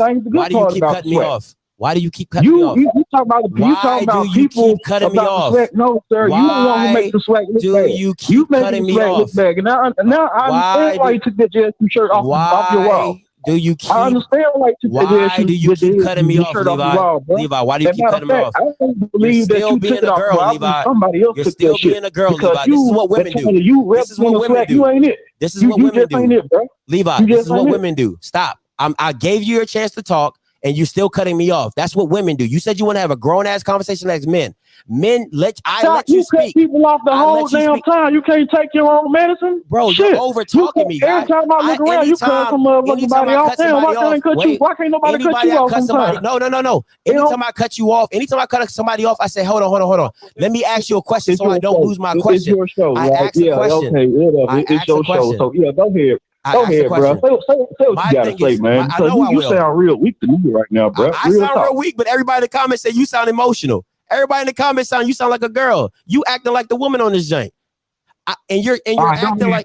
Go ahead, bro. Just go ahead, man. Just hear what you gotta say, man. This is my thing. I ain't trying to have a long night. This is real funny. You the same guy who was begging to be a moderator on my channel, but yet my channel's filled with negativity. You was the same guy begging. I got the screenshots. I had asked you to be a moderator, bro. I asked you to be a moderator. I did not beg. I asked you to be a moderator. I got the screenshots, my guy. Scotty, can I please be a moderator for your channel? Oh my God. Don't check out JMAX 145 Quarterback Club. This new pop. Oh my God, Scotty. Oh my God, can I be a moderator for your channel? Oh, I really like your channel, Scotty. Can I be a moderator? Oh my gosh, oh my gosh, Scotty, please. Oh, in every other video, he's commenting, oh my God, Scotty, can I please be a moderator for your channel? Oh my God, bro.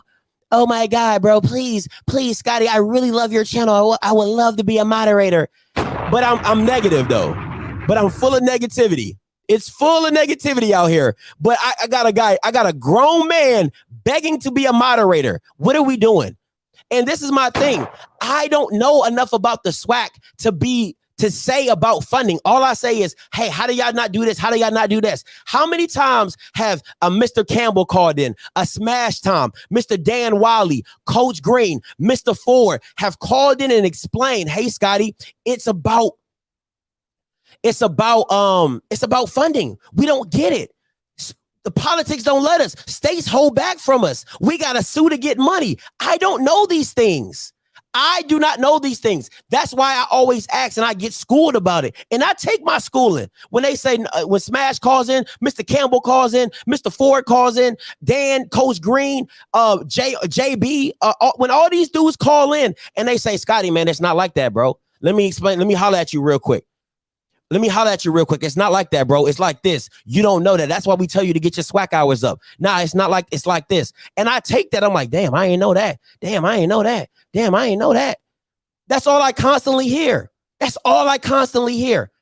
I have to keep that in the back of my mind. But yet you're going to get on this talking about there's no positive. I'll be the first one to tell you me and my girl had a great time at Memphis at the Southern Heritage Classic. I said, man, that thing was more lit than the Orange Blossom Classic. Like, let's really go there. You know what I'm saying? So let's really talk about it. You know what I'm saying? So it's not, I'm not here. Listen, I'm a realist at the end of the day, and anybody who knows me knows I call a spade, and if it walks like a duck and it quacks like a duck, it ain't a damn dog. Okay, that's what it is. So when I see someone, call it out, but I also allow people to call me out. They say, yo, Scotty, that's not what it is, bro. It's not like that. You have to be more indulged with the culture. You have to understand. You got to get your SWAC hours up. That's why I say I ain't got no SWAC hours. That's why I keep saying me and Dion got the same amount of SWAC hours. You see what I'm saying? So at the end of the day, I don't mind being checked. But at the end of the day, the truth has to come out if you want something to change. You can't keep sitting in misery and mess, and all you're doing is finding the good stuff, and all the misery around you is not being addressed. Even G, who is an Alcorn man to his soul, he said, I was born on the campus, said it was our fault. We didn't address it when it was supposed to be addressed. We didn't bring it to the light when it was supposed to be brought to the light. That's understanding that, yes, some things need to be kept in house, but some things have to be. Listen, sometimes you got to shine a light on them, like, yo, that's not right. And at the end of the day, the people who call into this show and tell their truth and tell what really going on at the HBCU level is what it is. It's what it is. That's my point. That's my point. I'm going to take these last two callers. I know I was supposed to be gone. I know my girls. Babe, I'm sorry. I'm sorry. Hey, caller, you live. Talk to me. Hey, Scott, how you doing, man? What's up? Hey, Scott, do you see my number on your screen? Yes, sir. If you can call me after the show, I can give you the inside track on this Alcorn. What's going on in Alcorn? Okay, I'm typing it down right now. I got you locked in, my guy. I'll text you right after this. Okay, I'll get ready to text you, but let me give you just a quick comment real quick. Go ahead. Scott, just what do you think about ESPN? You giving us an hour slot to talk about HBCU football. Oh, you think that's possible? Yeah, I do think, and it should be. That's a damn good idea, for real, for real. Well, give me a 2-2 on that. I mean, instead of showing a repeat of first take, that's one way to get exposure out there for the HBCU schools, to give us an hour show just talking about HBCU football. That's a damn good idea. I can't even fake on you. Like, that is a damn good idea. And Cut Day will be the first one to tell you the analytics behind it speak that it's hot. You can get traction for having a segment like that. All black people watch ESPN anyway. So if you I'm just saying, we got to start somewhere. I don't care what time slot. I don't care if it's 4 o'clock, 5 o'clock, but give us a time slot. And I think that will get a lot of players a lot of attention and get us talking about HBCU schools. So right now we lacking attention, outside Dion. But I just think we had our own time slot. I think it'll be good. Yeah, that's awesome. Hey, I gotta let you go. I got these two callers I gotta take, and I gotta go with my girl Matt. Okay. All right. Well, call me back. Got that number. All right. I got you. Peace.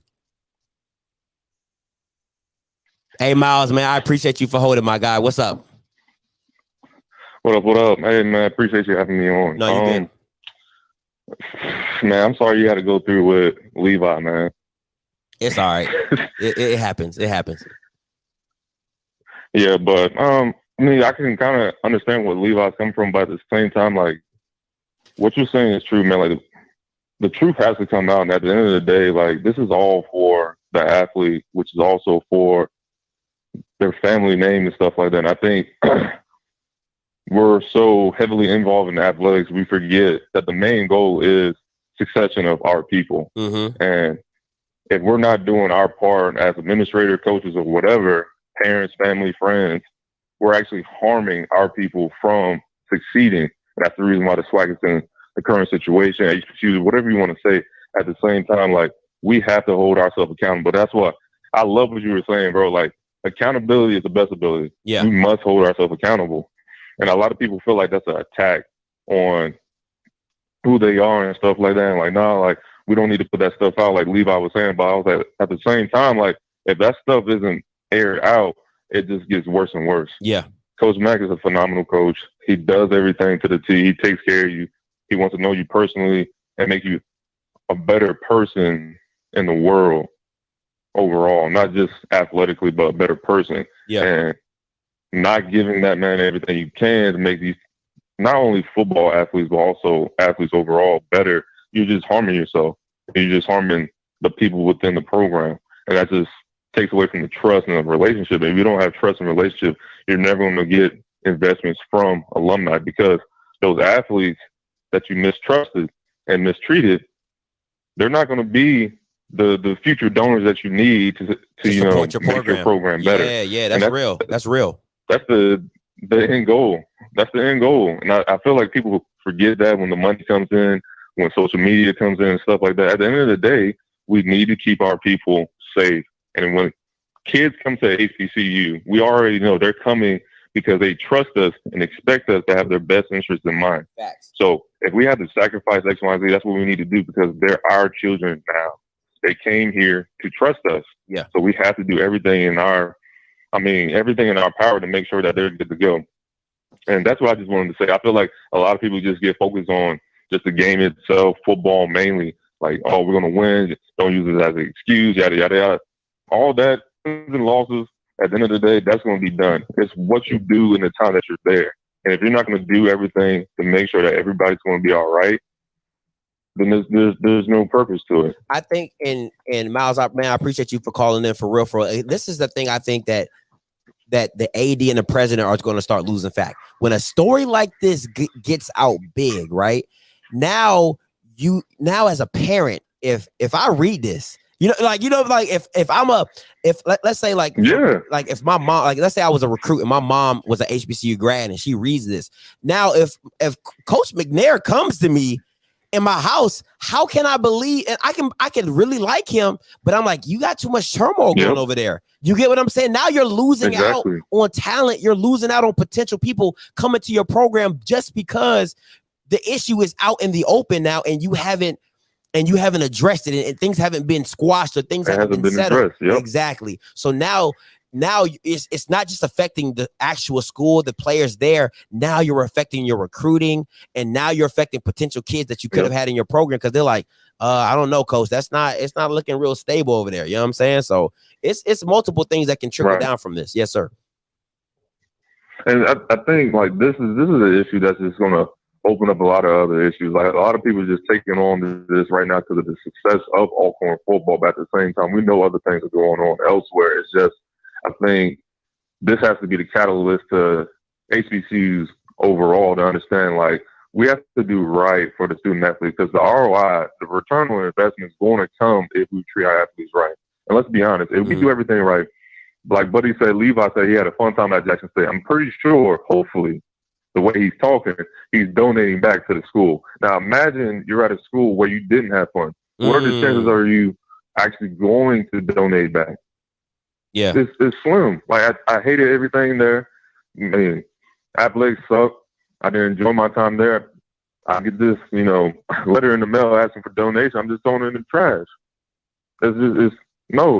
We can't afford that, literally and figuratively. Like, we just can't afford that because we have too many of our people just going to other schools, getting mistreated. Yeah. And then their moral compass is in there, their life compass is in there, and now they're just working a dead-end job, struggling to make ends meet, probably trying to start a family and can't. And I think we forget the end goal is like we want our people to rise up together. Yeah. And we're using athletics as one of those things that we can use to rise up. And I think it's just the sport itself. Like, we're so concerned about the whole crab in the bucket mentality, like, oh, I'm better than you. But at the same time, we're all still in the bucket trying to fight to get recognition from real. SEC, ACC teams and stuff like that. That's real. And we can't do that if we're continuously fighting against ourselves.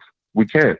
And yes, we have to have some sort of humility and sacrifice to understand, hey, I'm not going to have a 6-figure job right now because this money needs to be put here for these athletes. Later down the road, I might not be here. I might be here or whatever, but I know I am part of the reason why this athletic department at said school is doing better because I decided to sacrifice X, Y, and Z to make sure that these athletes are taken care of. Now I see those athletes that were under me during my tenure there coming back, being coaches, donors. They got their own alumni club, booster club, and stuff like that. But you have to have the foresight and understand, like, you're not going to see it right away.